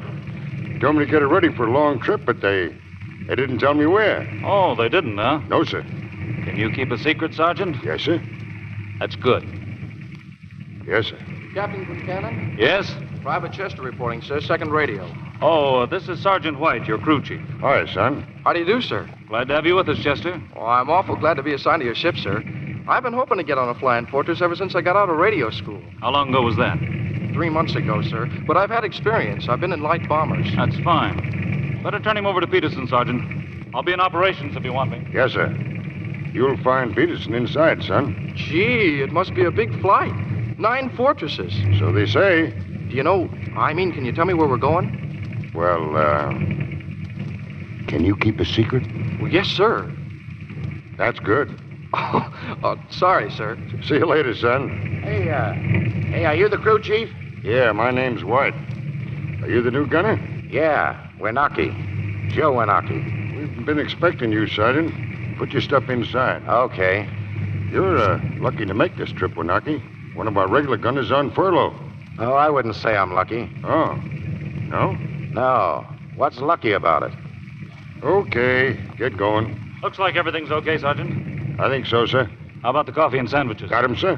I wish we could get hold of an extra supply of oxygen. Already inside the plane, sir. How'd you do that? 6 bottles. Haven't got an extra engine, have you? Well, almost enough parts to build one, I guess, sir. Good. You know, I'm getting sort of worried about my wife. She said she'd be here by now. Oh, Winocki, come over here. Yeah. Who's this, our new gunner? Yes, sir. This is Captain Quincannon. Winocki, huh? Don't I know you, Sergeant? I think you do, sir. You were at Randolph Field, weren't you? That's right. About 2 years ago while I was instructing there? That's right. Oh, yes, I remember. I think you remember. Anything else, sir? No, not now. Thanks. I'll get aboard. Pleasant guy, isn't he? Yeah. Anyhow, I guess that new radio man of ours is a pretty good kid. I guess he is. Seems like we're getting him right off the bottle now, sir. Well, we were all pretty young when we started out, Robbie. How old is that kid of yours you talk so much about? 21, sir. Where is he stationed? Clarkfield, Manila. They got him on one of those pea shooters. Just got a boost, too. If he gets another bar on his shoulders, you're going to have a bigger head. Can you imagine me saluting my own kid? You'd pin his ears down if he didn't take it. Oh, Weinberg, you haven't seen Mrs. Quincannon, have you? No, sir, I ain't. Well, guess I've been ditched. You better get aboard, Weinberg. Yes, sir. Guess we'd all better get aboard. Come on, Sergeant. Irish! There she is, sir. Right with you, honey. Tell Lieutenant Williams to turn the motors over. Yes, sir. Oh, Mary. Oh, Irish. It's about time, Mrs. Quincannon. What happened? Did you have another date? Flat tire. Did you ever try to get a taxi out here? I was scared stiff I wouldn't make it. So was I. And I couldn't bring Michael. It was a little too late for him. But he sent you this package. What is it? It's his favorite toy. It's quite a sacrifice. A monkey on the string? Mm-hmm. From now on, it's your good luck charm. Tell him thanks, will you? Oh, darling, couldn't I stow away? Hey, do you want to get me court-martialed? Uh-huh. It's just a routine flight. I'll be back in a couple of weeks. We'll take time off for that honeymoon. I remember every honeymoon we didn't take. Even the first one. So do I. Anyway, you haven't got much chance to be bored with me. Oh, I'll never be bored with you, Irish. It's been fun, every minute of it. Such good fun that... Well, I guess I'm just lucky. Yeah, me too. Irish, Look, when you go out in the rain, you'll remember to wear your rubbers, won't you? Sure I will. All ready, sir? Coming. Well, so long, kid. So long. I'll be waiting. Don't forget your good luck charm. Don't worry. Bye. Bye, darling. We're all set, sir. Major Roberts just checked the flight. Good. Everybody in, Sergeant? Everybody in, sir. Lock pins out? Lock pins out, sir. Check controls for 3 movement. Check. Major Roberts to control tower. Takeoff instructions for flight of 9B-17s. Sir, is this a local flight? No, this is not a local flight. Okay, to taxi up to north end of ramp. Use runway 28, wind west 15. Go ahead. Roger. Roberts to flight. All planes follow me. Use runway 28, wind west 15 miles. Take off at 30-second intervals. Let's go.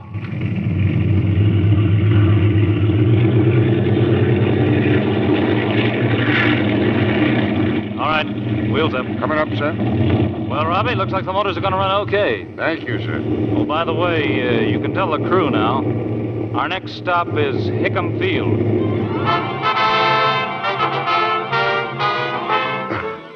We took off at 12 on the nose. Once in the air, they told us where we were headed. Hickam Field, Hawaii, next stop. The crew got pretty excited when they heard about it. But me, I figured it was just another trip. The enlisted men were sitting around shooting the breeze. When we passed over San Francisco, the radio kid Chester was just about jumping out of his pants. Golly, look at it. Don't it look pretty in the moonlight? Christmas crackers, that's an awful big town, San Francisco. Strictly a whistle stop. There's only one city in the USA, and that's New York. Oh, you're just another hometown hick, Weinberg. What's wrong with California? California? The sun shines and nothing ever happens. Before you know it, you're 60 years old. It's no different from New York. My sister's been trying to get out of Brooklyn for the last 40 years. Trying to get out? Don't you know when she's well off? Now, me, I was born in Brooklyn. Yeah, and I want to die in Brooklyn. I tell you, when you cross the Brooklyn Bridge, you're out of this world. You ain't kidding. Oh, a smart guy, huh? Me, I'll take Minneapolis. Minneapolis. Why, the grass still grows in the streets.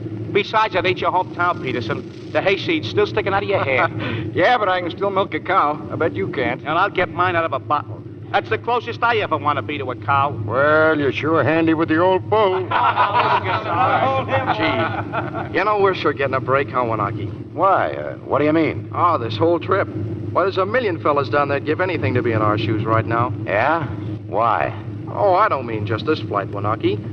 I mean, well, everything we've got to look forward to. Yeah? Well, how far do you think you'll get as an enlisted man? Oh, a lot of enlisted men get commissions. Look at the training you get. And the experience, too. Look, if you don't go through flying school, you don't race. No, I don't believe that. No? Well, I know, see? Well, what are you in it for? Well, I'm not for long. I've had enough of the Army. I'm getting out next month. Oh. You're getting out, huh? That's right, Sergeant. Well, I'm not. You stick to what you believe in, kid. Don't listen to guys like him. What are you going to be in another 20 years, Sergeant? A brigadier? No. But my boy is. Him and me kind of like the old Air Corps. You stay in the box, Chester, and keep right on pitching. Yeah, that's what I say. Yeah, keep right on pitching. You'll be a corporal inside of a year, maybe. Everybody all right in here? Yes, sir. Have some coffee, Captain? Thanks, Sergeant. Yes, sir. Want some coffee, Winaki? No, thanks. How's it going, Winaki? All right, sir. Come up front a minute, will you? Sure. Winaki, I want to talk to you. That's okay. Can I talk too? Sure. Get it off your chest. I want to get things straight with you. I think I'm straight. I don't know if you are, sir. I think I know what's bothering you. Oh, do you? Yeah. In a way, I don't blame you. You wanted to fly and be a pilot, didn't you? Who doesn't? You had your chance. Did I? Yeah, and you blew it. That's what you think. No, you couldn't make it. You scraped around for a while, and then when the going got tough... Yeah, and you washed me out. I didn't run you into Driscoll's plane and cut his tail off. You washed me out of the school. I could have been flying one of these if it hadn't been for that. It wasn't I who washed you out, Winaki. It was the board. Yeah, on your recommendation. You lack flying ability. You should have been eliminated sooner. I want you to know that nobody held you responsible for Driscoll's death. Except you, sir. Not me either. Get that out of your head. Now, look, Winaki. There are two other men on this ship who washed out as pilots. McMartin's a bombardier. Hauser went in for navigation. And they're both good. You're a good gunner, or you wouldn't have the rating you've got. We need you, just like we need the whole gang. It takes all of us to make this ship function. You played football, Winaki. You know how one man can gum up the whole works. Now, you got to play ball with us and play the game, or I'll have to get rid of you. Nice speech. But my enlistment runs out in 3 weeks. You're quitting, huh? Yes, sir. Well, that's your privilege. But until that time, you're still in the Army, and don't you forget it. Yes, sir. You know, I'm sorry for you, Winaki. Yes, sir. Anything else, sir? No, that's all.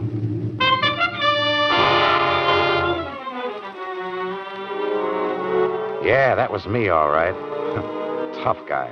Walking around with a sour puss and a chip on my shoulder. Well, I got knocked off pretty soon by a little monkey of a guy with a smile on his face and a knife in his fist. A guy by the name of Tojo. We were in the radio room when we heard about it. An hour out of Hickam Field. I remember everybody was feeling very gay until we got the news.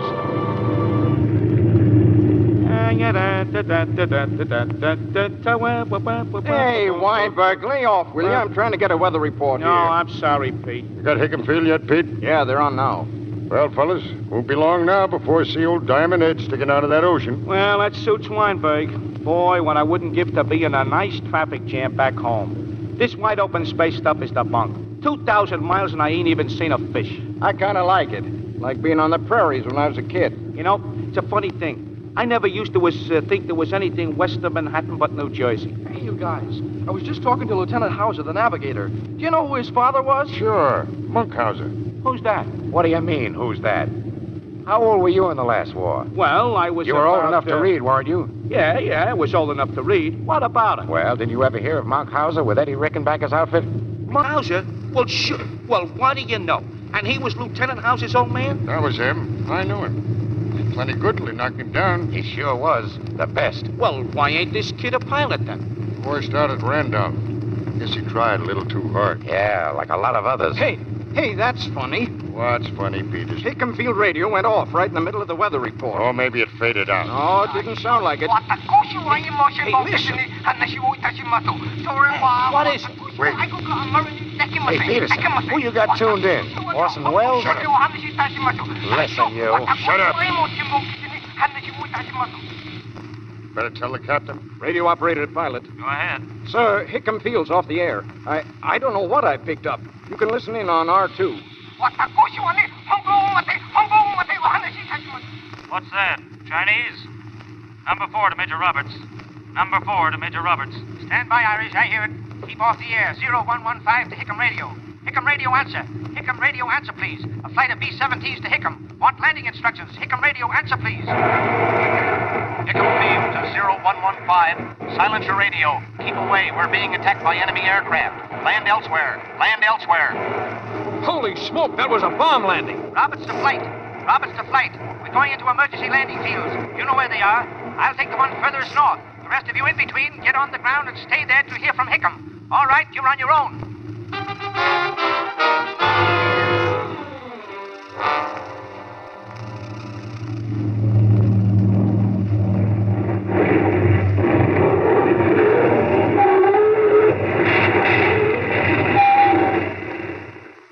Well, we made it. Yeah, just about.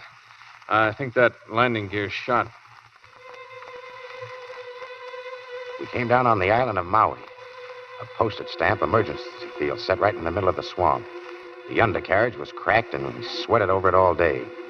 While we were working, we kept wondering if there were any Japs around. Well, we found out that night. Snipers! There's a Jap in that tree, sir. Are we ready to go, Sergeant? Yes, sir. All right, everybody in the ship. Get in. I'm going to take a crack at those guys. We're not the inside. Get out of my way. Down that gun, I'll take a crack at you. Not without a shot at those dirty... Peterson, help me load this guy in the ship.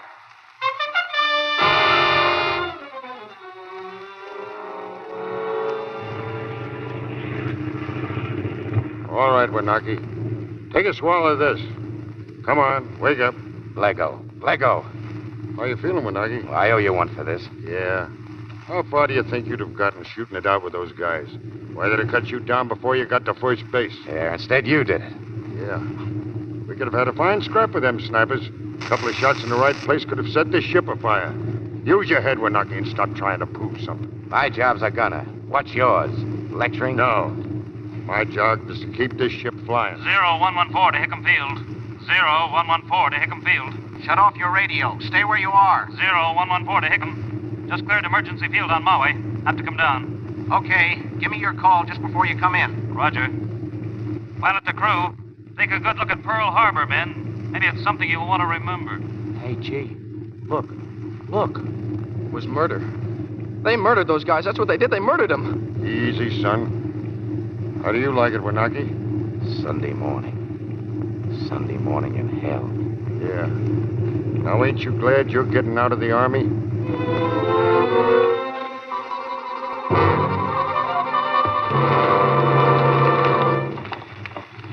I saw Hickam Field. It was blazing from one end to the other. They were trying to put it out, not knowing when they'd be hit again. I saw the hospital, too.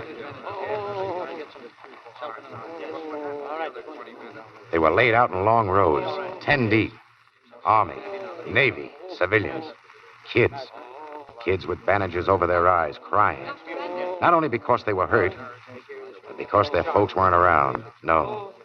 They were in the other section, where they laid out the dead. Mommy! Mommy! Doctor, will you come here? Hurry, please. Mommy! Mommy! Mommy!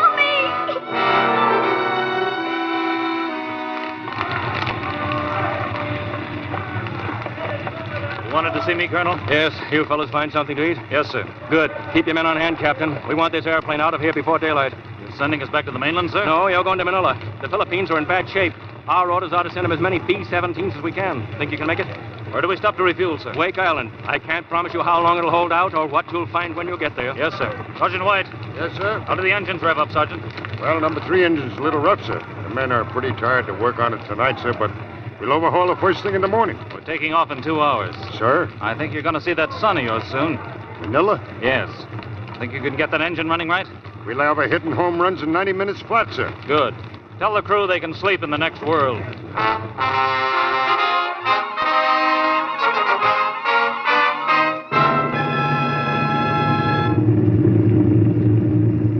Hey, where is this Wake Island joint? Right there, see? Where? On the map, Warrenburg, the map. Oh, I thought you meant we was there. Not yet. It's about 2,300 miles from Honolulu. And we're going to land on that little dot? Yeah. It's not very big, is it? Like trying to find buckshot in Central Park.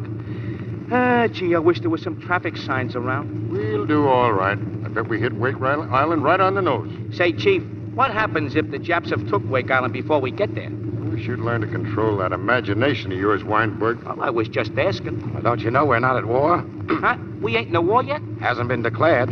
I don't get it. I don't either. They smear Pearl Harbor, smack Manila, Raid Wake. Guam and Midway, and still there ain't no war. And then they sent a couple of oily gents to Washington with an olive wreath for the president. While the boys back home slough Uncle Sam over the head with a crowbar. Your Uncle Sam's a pretty tough old gentleman, Winaki. Just wait till he gets mad. I hope you don't mind if I get slightly annoyed in the meantime. No, but I didn't expect it of you, Winaki. I thought you only got annoyed at yourself. Well, what's that supposed to mean? You figure it out. All I know is we're getting chased out of places before we can even light. We're getting kicked around by a lot of little monkey-faced weasels. And I'm getting sore. You're kind of changing your tune, ain't you? So what if I am? I'd like to do a little chasing myself. Don't worry. You'll get your chance, mister. Yeah. We'll all get our chance.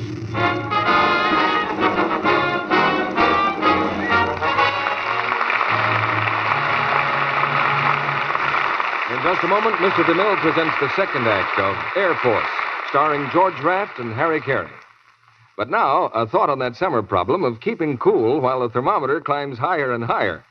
We can't jump in the car and take a drive to cool off. Many of us are spending our vacations right in our own backyard instead of at the seashore or the mountains. But I found a way to be happy in spite of the heat.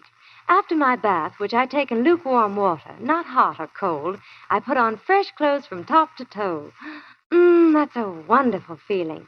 Then the clothes I've been wearing get their bath in gentle Lux suds, so they'll be fresh and sweet when I want them again. Yes, Lux girls know the charm that daintiness lends. A charm that's easy to have. It only takes a minute or two to Lux onto things. And when you know that everything you wear is fresh and dainty, well, you feel better. And it's so much better for your undies, too, to Lux them after every wearing. They last lots longer when you do. New improved Lux Flakes are super safe, you know. The mildest, gentlest Lux ever made. Super safe for fabrics, super safe for colors. They help pretty underthings wear better, stay new-looking longer. This new Lux comes in the same familiar blue Lux box. But now, it's better than ever before. New improved Lux Flakes. Air Force premiered in New York on February 3rd, 1943. General release March 20th, 1943. Lieutenant General Henry H. Hap Arnold conceived the film. It was intended for release on the first anniversary of Pearl Harbor, December 7th, 1942, but it was delayed. Uncredited screenplay contributions from William Faulkner and won an Academy Award for Best Film Editing, one of Hollywood's most notable wartime films and a master example of Howard Hawks' directorial style featuring on-team dynamics under pressure. John Ridgely, Gig Young, Arthur Kennedy starred in the motion picture. Oh, and John Garfield starring in the motion picture. And none of the original cast were in this radio adaptation of Air Force. We'll hear Act 2 of Air Force coming up following these important words.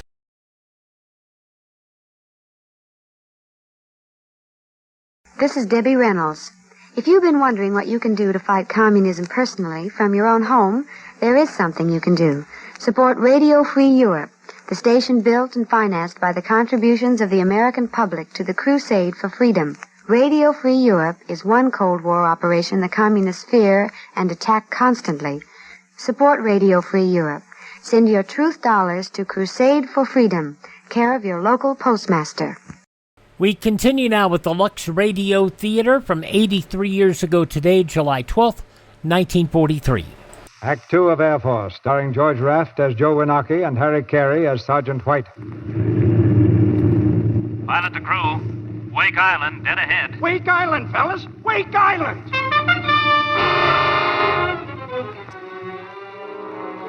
We hit Wake on the nose, all right, but we landed through smoke as thick as a fog bank. So far as I could see, everything on the island was on fire. When we pulled up in front of that hangar, a bunch of Marines crowded around to take a look at us. Hey, gee, look, fellas. There ain't nothing here but Marines. Well, what did you expect to see, soldier? Hey, where you guys from? Hickam Field. Any more coming? I don't know. Where you going? Manila. Gangway, you guys. Here's the major. One side, man. Where's the pilot of this plane? Yes, sir. Good work, Captain. I'm Major Daniels, commanding. Thank you, sir. I'm Quinn Cannon. These are Lieutenants Williams, McMartin, and Rader. I do. Oh, and this is Lieutenant Hauser, our navigator. We're going to put him in a glass case in a museum. You did a good job, Hauser. Well, when I first saw the island, it looked pretty good to me, sir. Me, too. Yes, I guess it did at that. It looks better now than it has since Monday. You mean Sunday, don't you, sir? Monday here was Sunday in Honolulu. You've crossed the date line. Major, could we find some place to bunk down for 5 or 6 hours? We haven't had very much sleep. In 6 hours, you'd better be 5.5 hours out of here. Every fire on this island is a beacon. Japs don't have to wait till daylight to come calling. My orders are to get you out of here in 20 minutes. 20 minutes? That's right. Well, Robbie, what do you say? Well, we're halfway to Manila now, sir. I don't see any reason why we can't make it the rest of the way. We could use some help, though, sir. Take all the men you need, Sergeant. All right, sir. You first 5 men.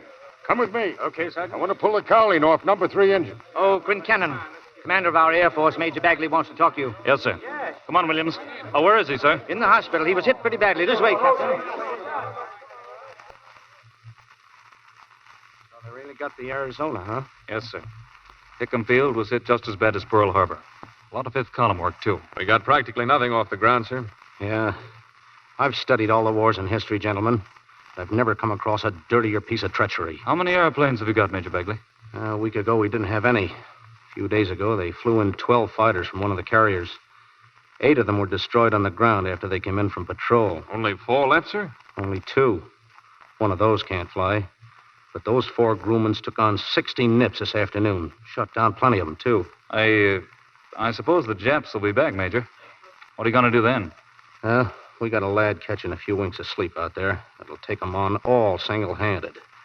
Lieutenant Rose. Oh, Bertie Rose? That's him. Oh, you remember Rose, don't you, Irish? Sure, little guy. Everybody kidded him about his size. About that high? Yeah, that's him. Well, could we talk to him, sir, before we take off? Well, I'll tell him you wanted to see him. He needs a rest.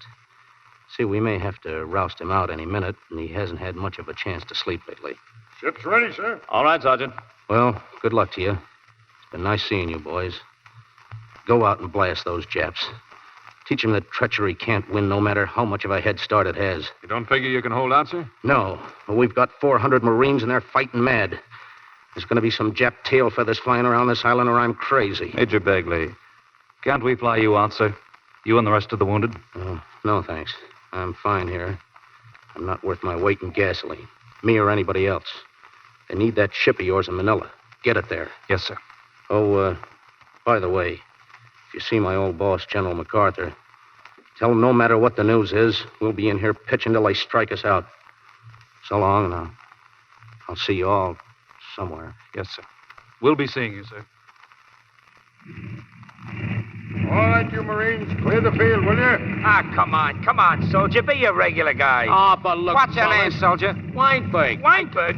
You're from Brooklyn, ain't you? Yeah, Brooklyn. I know it. Now, come on, Brooklyn. Do like we say, will you? But that's against regulations, pal. I can't take no dog on board with me. Now, you Marine guys know... yeah, sure you can. It's just a little dog. Now, you don't want to get me busted, do you? You're not going to get busted. He's trained, too. Look, Tripoli. Do you like Mr. Moto?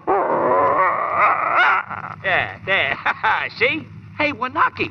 That's cute, ain't it? Yeah, he's smart, all right. Well, what do you say, Brooklyn? Come on, soldier. Take him along with you. He'll only get in trouble here. Well, gee, I'd like to, fellas, honest, but... Oh, all right. Here goes my promotion. That's a good fella. Hey, here comes Quincannon. Duck that dog, quick. Well, goodbye, sir. Good luck. The same to you, boys. Anything we can do for you in Manila, Major Daniels? Well, yes. You might send us some more Japs. Let's go.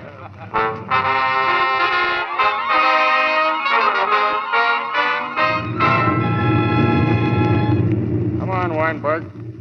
What's in that bag? I don't know, Sergeant. Take it out. Come on, open that bag. Why, it's a dog. Who belongs to this? Well, look at that. Is that your dog, Chief? No, it ain't my dog. What kind of a crew chief do you think I am? Well, anyway. I was just asking. Who brought him on board? Well, maybe he walked on. And tied himself in his sack. Come on, who did it, Peterson? I didn't. You, Weinberg? Well, maybe the Marines done it. Oh, sure. If I'm not mistaken, they had a dog. And his name was Rover? No. His name was Tripoli. Talk fast. And he had a cute trick. What? Well, look, let's see if this is him. Look here, Tripoli. What do you think of this Mr. Moto? There you are. It's the same dog. Listen, I know the dog came from Wake Island, and I know you brought him on board. Me? Oh, gee. You know you ought to get busted. Wait a minute. Why don't you ask me, Sergeant? Huh? I did it. You? I brought them out on board myself. Yeah, me. Now listen, Joe. Shut up. You You ought to know better than that to do a trick like that, Winaki. Why? Because it's against regulations. Oh, what difference does it make? Regulations. You know why this dog is here. And you know what chance those Marines got back on that island. So do they. That's why they give us this dog. Now go on up front and report me. I've been busted out before, and I'm used to it. Ocho, shut up. I've got a half a mind to do that, mister. Well, go ahead. What are you waiting for? What's the matter back here? Trouble, Sergeant? Oh, no, sir. That a dog? Well, yes, sir. What is this, Sergeant? Noah's Ark?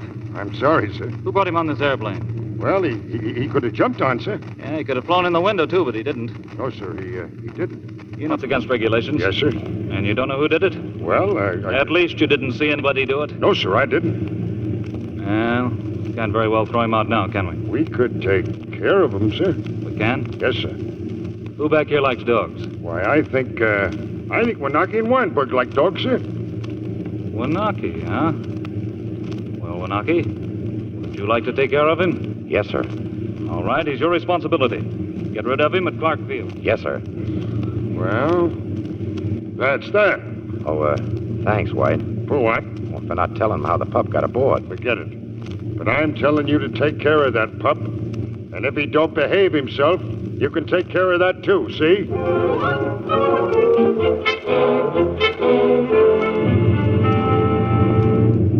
0114 to Clark Field. 0114 to Clark Field. Clark Field to 0114. What's your position? Go ahead. We're about 4 miles northeast of the field. 2,000. What are your landing instructions? We've only got one runway, north to south. It's pretty rough. The Japs just had a picnic. Wait a minute. Someday we're going to find a field that's still flat. Do not land. Keep your altitude. Do not land. Sorry. Have to come straight in. Running out of fuel. All right. Coming low over the fence, south end. Cut it close to the wire. You haven't much room. Tractors working down the middle of the runway. Right. Coming in. Every field was the same. All the hangars burning. The sky lit up for miles around. I got to thinking the whole world was on fire. For all we knew, maybe it was. Well, we came in low over the fence, all right. In fact, we even took a piece of the fence with us.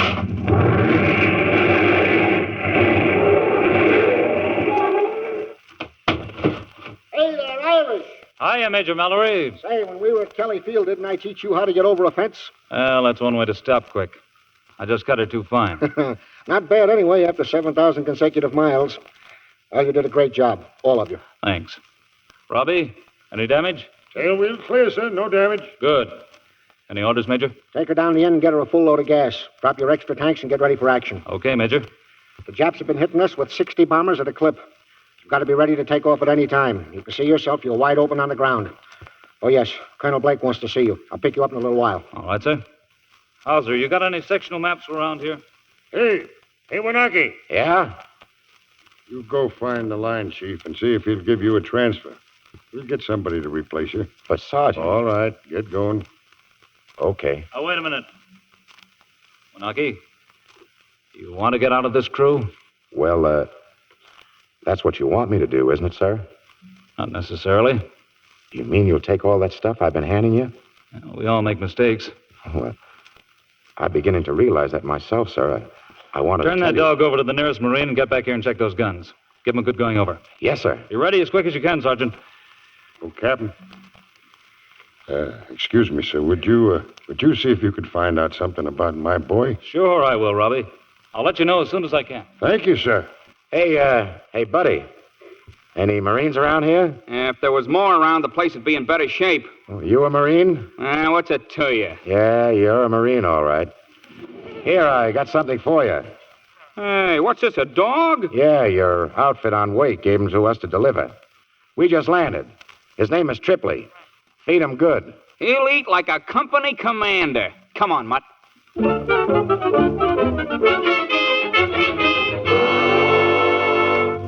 That's the situation as it stands right now, Captain. I've given you the facts, and I've given them to you straight. Yes, sir. We've taken an awful licking here because we were caught on the ground. Since then, they've outnumbered us 10-1. Yet every time we've been up against them, they've lost 5 to our 1. In other words, if we were anywhere near equal, we could lick them. The record proves it. And from now on, our job's to keep on fighting with what we've got until we can get enough airplanes to blast them off the earth. Yes, sir. How long since you've had any sleep, Captain? We haven't had much time for that, sir. When did you leave the mainland? Saturday night. 3 days and 3 nights continuous flying. You've done a good job. I've got a good crew, sir. Yeah, I can believe it. Excuse me, Colonel. What did you find, Moran? Well, the PT boat was right. It does look like an invasion fleet. What's in it? There's a big transport and a tanker. They got a battleship, a cruiser, and a couple of destroyers with them. Where? About 40 miles off Lingayen last time I saw them, sir. I didn't have much time to stick around. The sky suddenly got full of zeros, so I headed for home. I've marked their position and course on this chart, right here. A flight of Boeing B-17s could give them a nice party. We haven't got a flight of B-17s. You've got one, sir, loading up now. You want to tackle it? Yes, sir. All right. Study this chart first. Take your time and don't take any chances. Moran will give you all the dope he can. And good luck to you. Oh, excuse me, sir, there's one more thing. I told our crew chief I'd find out about his son, Lieutenant White. Danny White. Can you tell me anything about him, sir? Yes. Yes, I can. He was killed the first day. Oh, that's a shame. Yeah. Here are his things. His watch and cigarette case. Give these to old Robbie, will you? I've known him for a long time. How'd it happen, sir? Captain Anderson out in the other office can tell you more about it than I can. He saw the whole thing happen. Yes, sir. Thank you, sir.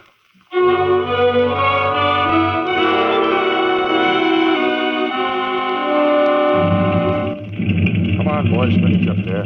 We gotta get in the air. Ready, Sergeant? Just about, sir. Oh, Captain, did you find out anything about my boy, sir? Yeah, I did. Here. These are his things, Robbie. The CO asked me to give them to you. Oh. Danny's thing. Oh, I see. How did it happen, sir? He was trying to take his flight off during the first raid. Before he could get his wheels off the ground, they hit the runway right in front of him with a big one. You mean he didn't even get into the air? No. A watch, cigarette case, and his bare wings. It's not much to show for 20 years, is it, sir? No, Robbie. Get that airplane off the ground. All right, Sergeant. Let's go. Yes, sir. Pull that dolly out. Close the bomb bay. How many loaded? 3, sir, all big ones. 1,000-pounders? Yes, sir. Good. Come on. Get out, boys. Roll the free. Come on, men. Come on.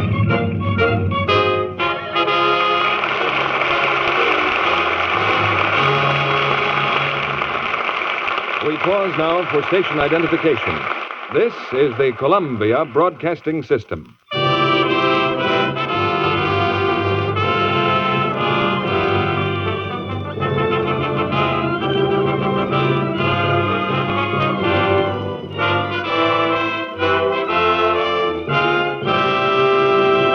After a brief intermission, Mr. DeMille returns with George Raft and Harry Carey for the third act of Air Force. Now, here's Sally coming to the microphone. Maybe it's the weather that's gone to our heads. Anyway, we have a rhyme for you. The title of it is Better Be Safe Than Sorry. I'm sorry, the sales lady says with a sigh, for those days that we just can't forget. When the stores were all full of such good things to buy, we could hardly decide what to get. I'm sorry, all out. We can't get any more. You'll have to make what you have do. Well, it's in a good cause, so we never get sore. But it brings up some new problems, too. It's all very well to say, make your things last. We're willing to try, goodness knows.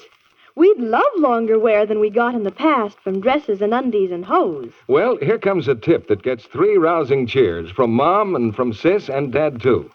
Instead of assaulting the grime that adheres with a strong wash-day soap, as some do, get the habit of Luxing all washable things. Lux is gentle as gentle can be. Those rich, peppy suds just make the dirt take wings. And things thrive on Lux Care, believe me. Mother beams at the way colored linens stay bright. Sis gets far fewer runs in her hose. But here is the point that is Dad's chief delight. Lux is thrifty, saves money and clothes. New improved Lux is the mildest yet made. Let it help you join the victory parade. Air Force was one of the 10 most popular films, or 10 best films of 1943, according to Bosley Crowther of the New York Times, who characterized the film as continuously fascinating, frequently thrilling, and occasionally exalting.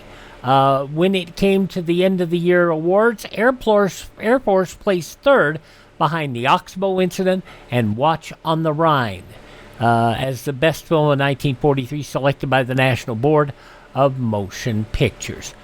Warner Brothers records say the film earned $2.6 million domestically and $1.5 million internationally. Okay, we will get back to the conclusion of Air Force in just a moment and Mr. DeMille, but first, a quick break here on Classic Radio Theater.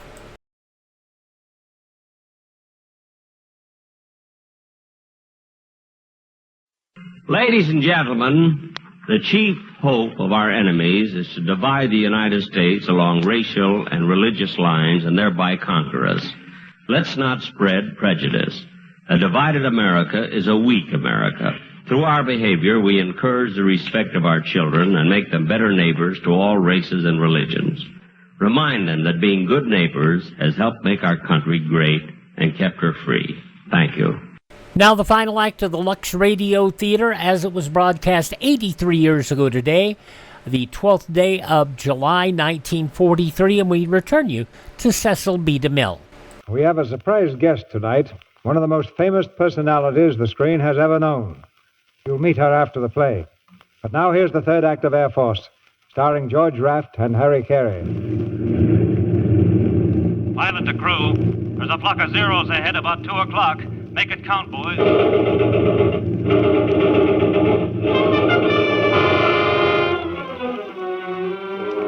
We ran into plenty of grief that day. The Japs knew we didn't have a tail gun, and Zeros buzzed around our rear end like a swarm of bees. But we didn't do so bad. We got about 6 before they got us. Yeah, they got us finally. They winged one right through the cockpit, and Captain Quincannon folded up over the controls. He was still conscious, but he knew we were licked. For the time, anyhow. Irish, are you hurt? Is it bad, Irish? Yeah, I guess so. What's the matter with that oil line? It's burning. All right, we'll have to bail out. Pilot to crew. Abandoned ship. But look, Irish. Tommy, get rid of your bomb sight. You and Monk go out through the bomb bay. Irish, what about you? Get him gone. I'll use the escape hatch. I know, Go on, get out, get out. That door open. Come on, Peterson. You first. Yes, sir. See you later, guys, I hope. Weinberg, you're next. I don't think I'm going to like this. Go on, get out. All right, next. Winaki. Come on. Go ahead, I'm coming. Okay. Keep moving, guys. Come on.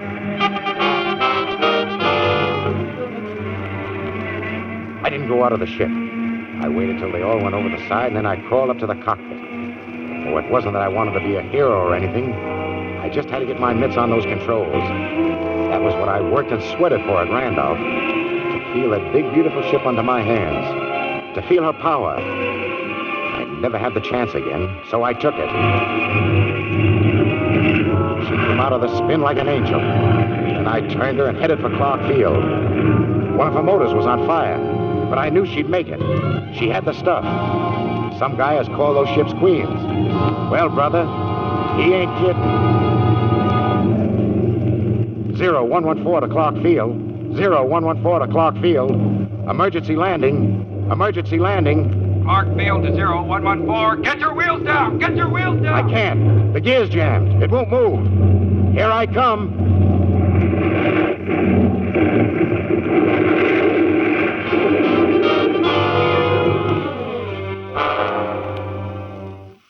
What about that ship, Sergeant? What's her condition? Well, I counted over 100 bullet holes in her, sir. 2 motors hit, props are bent, controls in a mess, wheels damaged.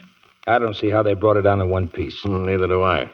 I suppose if we had 10 days and plenty of spare parts, we might make her fly again. I don't know that we'll have 24 hours. Looks like we'll have to ride off the Mary Ann. Send out a demolition squad to burn her. Yes, sir. What about the crew? Oh, they all got back all right, sir. Where are they now? Over at the hospital, sir. Captain Quincannon asked to see them. How is he? Not a chance, sir. Oh, too bad.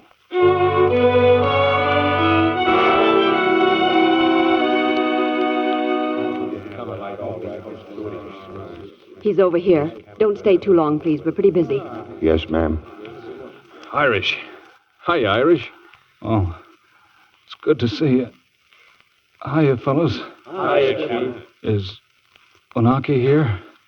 Yes, sir. Wanaki, they told me you brought her in. He did, sir.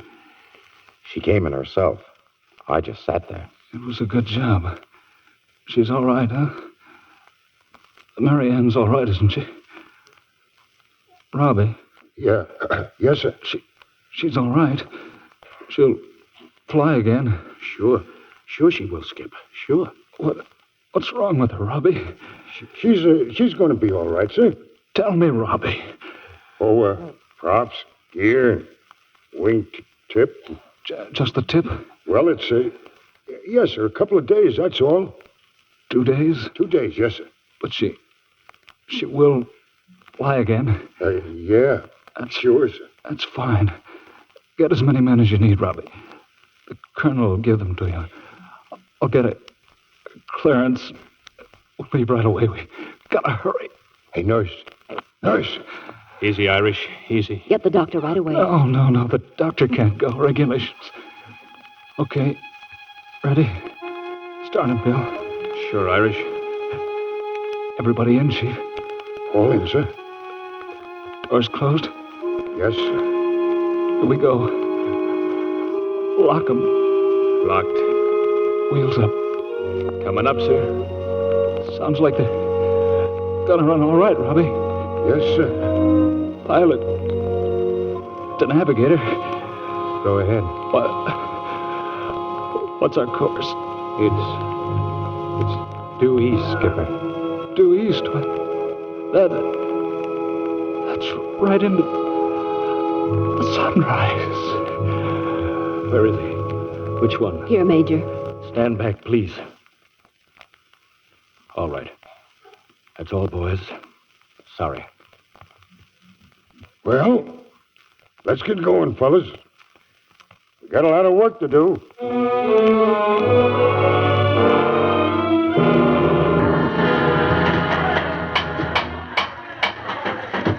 We know what we had to do. We were going to get the Mary Ann into the air again. For Captain Quincannon. All day we sweated over it. We stole parts and gasoline. And then, towards night, the demolition squad showed up. They had their orders to burn her. All right, boys, get that live ammunition out of there. Hey, wait a minute. You gonna burn this plane? And the colonel said to burn it, so she's gonna burn. You better get your stuff out, Sarge. Okay, boys, bring in the gas. Wait a minute. Get this gasoline away from that airplane. I can't help it, boys. Hey, Butch! Weinberg, how are you? I thought you were still on a streetcar in Jersey. I wished I was, Weinberg. I wished I was. Lieutenant Williams. Hey, look, you ain't gonna burn that airplane, Butch. But I got orders. Come on, beat it. I never enlisted to be no Go fireman. on. Weinberg. Yes, sir? If you know this firebug, get him out of here before he gets hurt. I don't want to do it, Sarge, but orders is orders. Hey, what's all this? What orders? To burn the plane. Who gave them to you? The CO, that's who. Yeah, well, you tell that CO to take a look at this airplane. I am looking at it.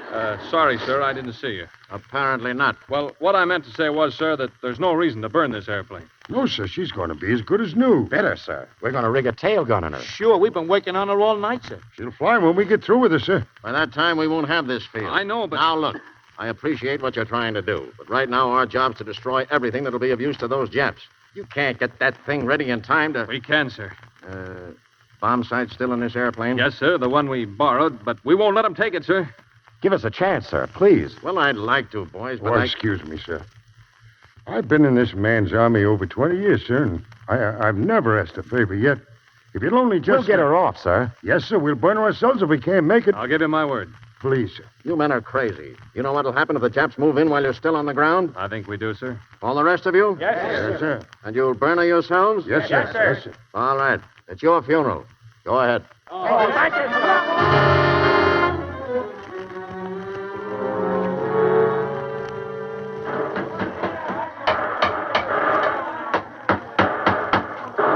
All right, now, boys, get on this lift. Come on, now, all together. Heave. Well, there she is, sir. I've got the tail gun rigged. Think there's room enough in there to work? Sure. Okay. Boy, the Japs will really get a surprise when they come on the tail of this B-17. Come on. That's got her. Now get a couple of planks across here, will you, boys? Sounds like they're getting closer, sir. They are. We'll have to be out of here by daylight. We will, sir. It's daylight now, sir. Weinberg's just finished number 3 motor. Number 4, sir. 4 good. Watch that gas, boys. Handle it carefully. Keep it level. Hey, look. Here they come. Jap planes. Hurry up there. Hurry up. They spotted us. Get those machine guns out. Got him, sir. Let him come. Come on, Jap. They're going to dive. Keep under cover, men. Get that cowling off. Here they come. Get it to them. Hurry it up. be enough gas. Get everything clear to take her off. Yes, sir. Hold that gas. Come on, some of you guys get her on by the front wheel. Step on it. Hauser, get inside and start her up. See she'll turn around. Wanaki, get inside on the guns. Come on, Peterson. Try and hold them off till we're up. All right, Tommy, take care of the bomb sign. Make sure you and Callahan stand by this gasoline. If it won't start, we'll have to burn her. All right, come on, let's go. Shove her. Come on. Shove her straight back. Come on, shove her. Now get around, boys. Around. A little more. Come on. Come on. That's it. There she goes. All right, Weinberg, get inside. Everybody inside. Here we go.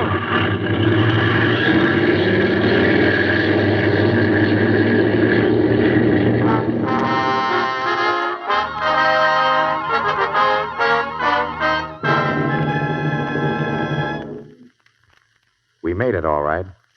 All the way to Darwin. Dropping a load of eggs on an invasion fleet off Australia. Straight arming Zeros all over the place. They didn't know we had a stinger on our tail now. When we hit them, they busted wide open, like a cloud of dust. Yeah, we made it. The Marianne lived to fight again. She's fighting right now. And someday, whether it's this year or next, whenever it is, she'll be in that big fight over Tokyo, laying the Star-Spangled Banner for the Nips with 2-ton bombs.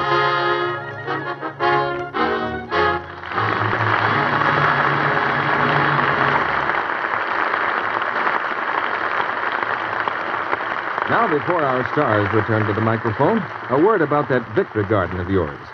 You may be enjoying those wonderful fresh vegetables and fruits now. They taste mighty good, don't they? But they will next winter, too, if you preserve them now. But don't forget, and here's where Lux Flakes come into the picture. Don't forget that the jars you use must be spotlessly clean. Wash them in rich, hot Lux suds and rinse them well. That's a lot more effective in removing bacteria than rinsing in water alone. Here's what a Department of Agriculture bulletin says. Wash the jars and tops in hot soapy water and rinse. Place them in a pan of warm water with a rack or cloth in the bottom to prevent bumping. Bring to the boiling point and keep hot until required. Then it goes on to say that whether you boil the jars to sterilize them depends on the canning method you're using. Anyhow, Lux the jars first. They'll come out sparkling clean just as your dishes do. And Lux suds leave no soapy or perfume odor as some soaps do.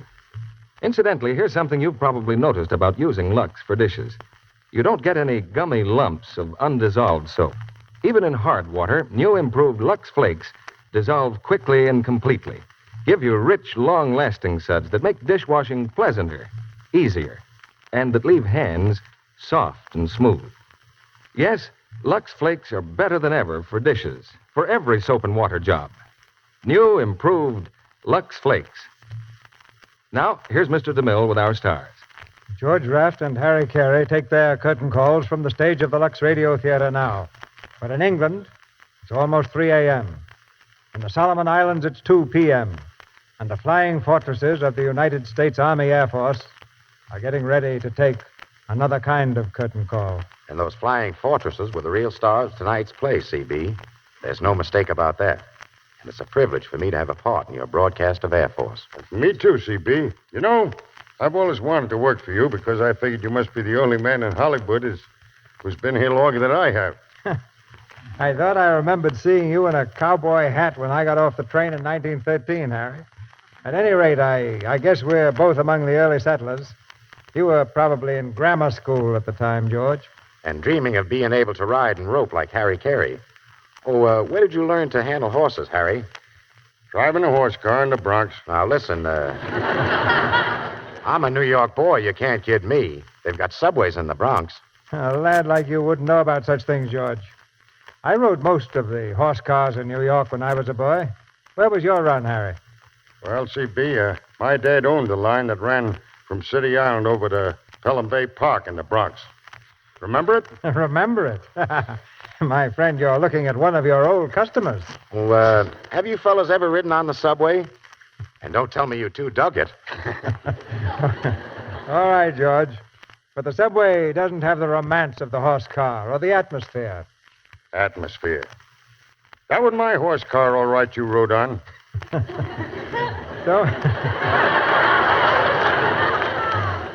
So much for the old days, Harry. We have a special guest in the Lux Radio Theater tonight. You both know her well. because she's one of the really great ladies of the screen. I directed her in several pictures. In fact, I once acted with her in a Broadway play. She's one of the people who are responsible for making motion pictures a medium of entertainment for millions the world over. Ladies and gentlemen, Miss Mary Pickford.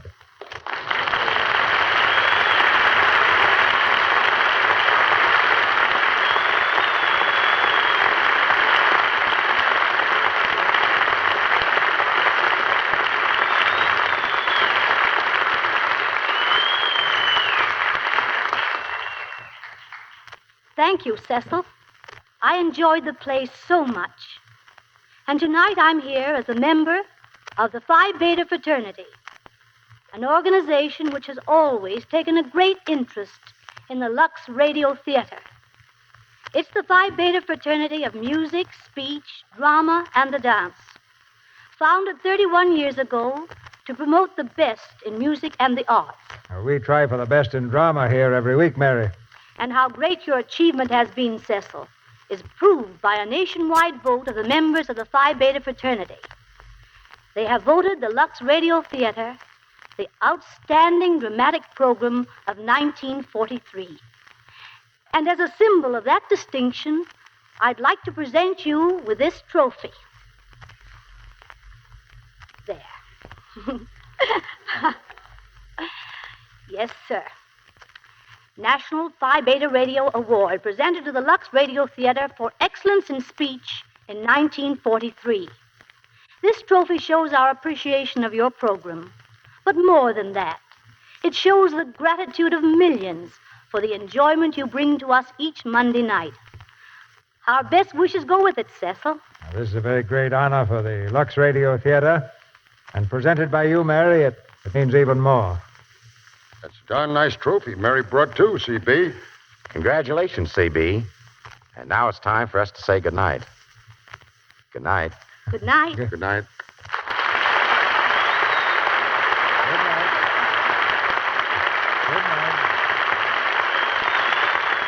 Come again, Mary. Come again. We told you a story of the Army Air Forces tonight. But we have a word from the Navy, too. It's for the women in the audience. Secretary Knox said the other day that he needs many, many more of you in the waves. You see, the girls who've joined the waves have done such a wonderful job that the Secretary can release a man for combat duty every time another wave enlists. It's as simple as that. So why don't you talk to your local naval recruiting office about it? Once more, the time has come for this curtain to fall on the close of a season. We'll miss meeting you on Monday nights, and we hope you'll miss us. I've tried many times to visualize this audience. Not a gigantic theater stretching all the way across the country with row upon row of people disappearing into the distance, but millions of little groups gathered around their family firesides for this Monday night date of ours. The big parade of stars and plays, which has passed in review before this microphone during the last 9 years, has all been made possible by you, by your loyalty to the products behind this theater, Lux Flakes and Lux Toilet Soap. That's why we'll be back with you again on September the 13th with one of the finest bills we've ever had on an opening night or any other night. For the 10th season of the Lux Radio Theater, we'll open with the Metro-Goldwyn-Mayer hit, Random Harvest. And our stars will be Ronald Colman and Greer Garson.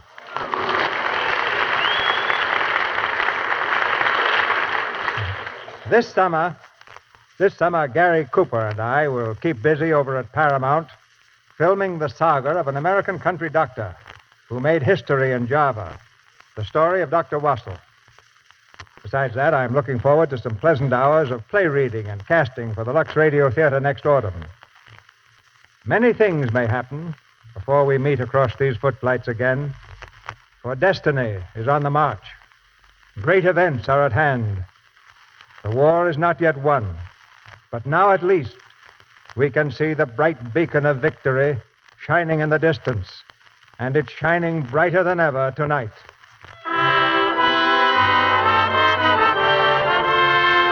our sponsors, the makers of Lux Flakes and Lux Toilet Soap, join me in inviting you to be with us again on Monday, September the 13th, when the Lux Radio Theater presents Ronald Colman and Greer Garson in Random Harvest. Until then, this is Cecil B. DeMille saying good night to you from Hollywood. George Raft's current picture is the Warner Brothers production, Background to Danger. Carey is now making a 20th Century Fox picture, Happy Land, based on the book by McKinley Cantor. Heard in tonight's play were Fred Mackay as Quincannon, Eddie Marr as Weinberg, Art Gilmore as Williams, Stanley Farrar as Peterson, Cliff Clark as Commanding Officer, and Leo Cleary, Vicki Lang, Mel Blanc, Charles Calvert, Dwayne Thompson, Charles Seal, Louise Arthur, Wally Mayer, Earl Keane, Bill Sloan, Peter Chong, Howard McNear, Bobby Larson, Herb Vigran, Mac Gray, and Bob Haynes.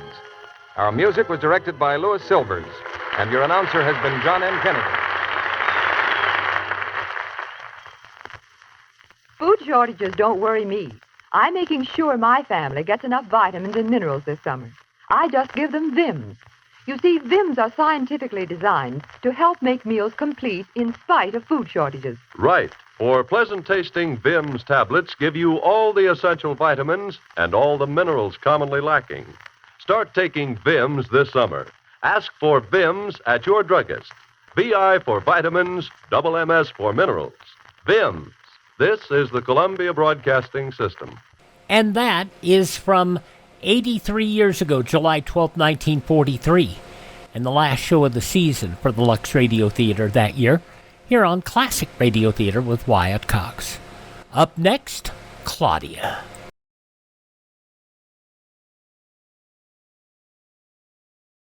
Ladies, there's one war job that you and only you can do. I mean the saving of waste fats and oils. Every drop of used fat is vitally needed for military medicines and supplies, and for supplies on the home front, such as fabrics, paints, and soaps. That fat has to come from your kitchen.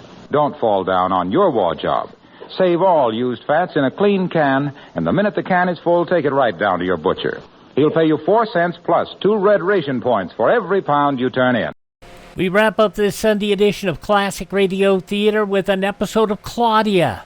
We go back to the hospital and check on Claudia. This goes back 78 years, July 12th, 1948. Your Coca-Cola bottler presents Claudia, based on the famous play and novels by Rose Franken. Brought to you transcribed Monday through Friday by your friendly neighbor who bottles Coca-Cola. Relax, and while you're listening, refresh yourself. Have a Coke.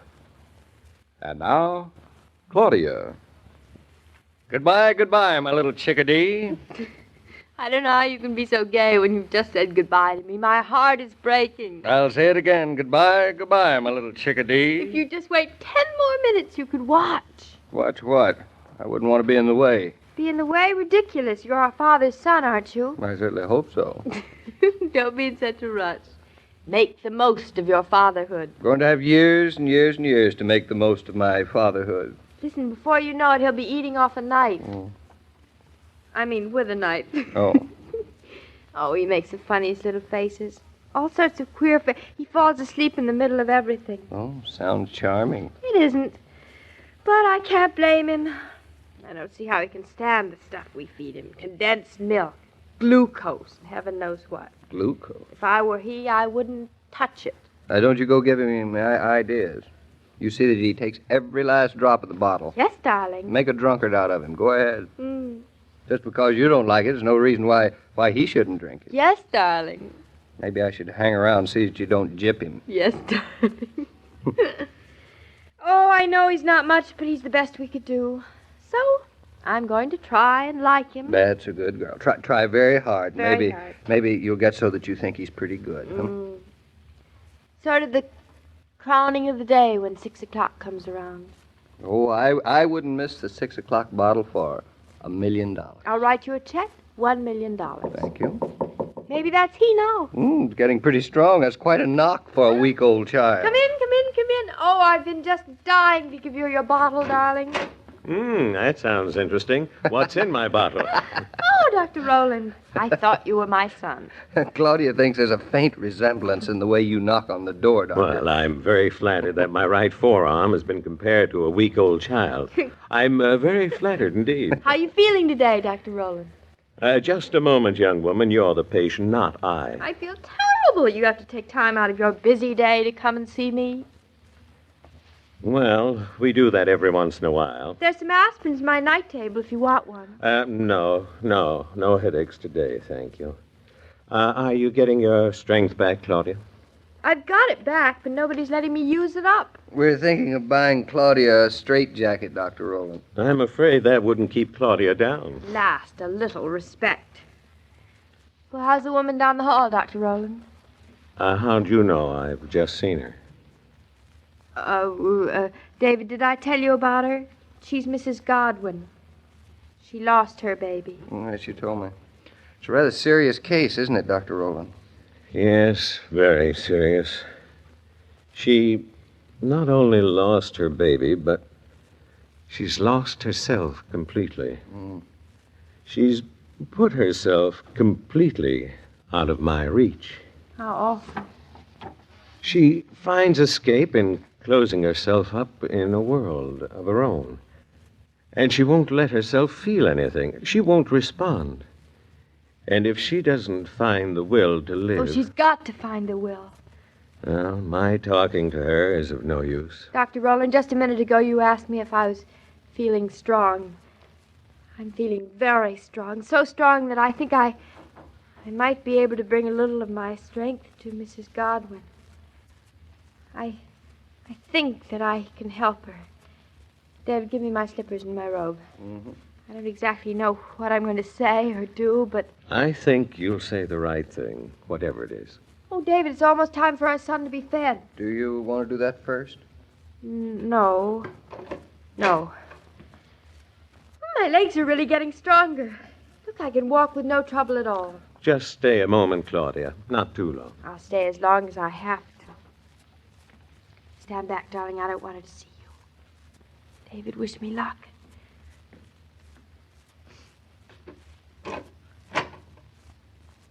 Yes. Oh, excuse me. I thought this was my room. That's all right. Oh, isn't this a lovely room? You can see the river from this window. Yes, you can. Would you mind if I looked out a little? It's such a beautiful view. No, go right ahead. It's been wasted on me. I don't pay much attention to it. It's as if the whole world was stretching out at your feet. Oh, I guess I better introduce myself. I'm Mrs. Norton. My room is right next to yours. There's a building between me and the river. There's always something between people and what they want. Have you been here long? A week? Oh, me too. Well, then you'll be going home soon. Yes, I'll be going home soon. I can't wait. Doesn't make much difference to me. Oh, I'll bet it makes a lot of difference to your husband. It's not important. Oh, you're wrong there. It's terribly important. Well, it must be, or what's the use of trying? What's the use of anything? What's the reason for anything? If babies live, it's only to find out there's no reason to it. None at all. You mustn't talk or even think like this. Of course there's a reason. What's the reason? I don't know, but I don't think we have to know. There's so much to life. There's so much love in it, even without babies. After all, before we had them, we loved and we lived, and we're going to for a lot longer. I don't feel any love. But that's not right. None of us are allowed to deprive those who love us of their privilege to be loved in return. It's our great responsibility. There are too many responsibilities. I feel too tired. Maybe you feel too sorry for yourself. I don't blame you. What's happened to you is terrible. I'm grateful it didn't happen to me, but if it had, I'd still have David, and I'd have to try to keep right on going, too. But why should it have happened to me? He could have been such a beautiful baby. I could have had a son now. But you didn't. Are you going to call it quits so easily? I'm tired. I'm sorry. Maybe I'd better go now. You can stay if you want to look at the river. No, I'd better go. It's time my son had his bottle. Your son had his bottle.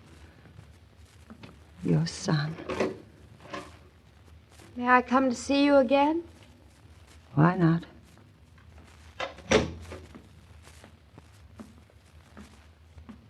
Well, darling? She doesn't want to help herself, David. Dr. Rowland was right. Well, come on back to your room and to bed. You've done enough. Nobody's done enough until they've helped. The baby's in your room, waiting to be fed. He is. Mm-hmm. It'd be so good to hold him. David, bring him to me, would you? Darling, you look tired. I think you ought to get back into bed. David, bring him to me, please. Are you sure? Just might work. I think he's asleep. He'll wake up. I hope he feels like having a good cry. Here you are. Here he is. I can hold him. Oh, he's so small. David, keep your fingers crossed. Hello? It's me again. I wonder if you can help me. Help you? My nurses had to go down the hall, and I feel sort of dizzy. It's time my baby had his bottle, and I just don't think I can handle it. Would you help? You want me to give his bottle to him? Oh, would you please? I need your help. He's crying, and I just can't do anything for him. Maybe you can. It's quite a strong little cry, isn't it? Yes, he's quite strong. He's quite heavy, too. You're looking pale. You better give him to me. Do you mind terribly? I hate to ask you, but I just haven't the strength. Here, quickly. Put him in my arms. There he is. Oh, he's so very little. Here, I'll prop him up on the pillow. And we can just rest him on it. Now, here we are. Now, give me his bottle. Here it is. This is awfully brave of you. I just don't know how to thank you. Look. He's taking his bottle very well. He is, isn't he? Uh-huh. I think he's going to fall asleep on it. Oh, what a baby he is. Come on. Come on, wake up. Wake up, baby. Wake up. Come on, take your bottle. Would you mind terribly if I just left him here with you? I just can't wait to get back to bed. No, go right ahead. We're getting along fine. Your son and I. Come on, take some more. I think your son and I are going to be great friends. Yes, I think you are. Yeah, you run along now to your room. Don't worry about anything. I'll call the nurse when he's finished. Come on. Oh, thank you. I won't worry about a thing anymore. Not a thing.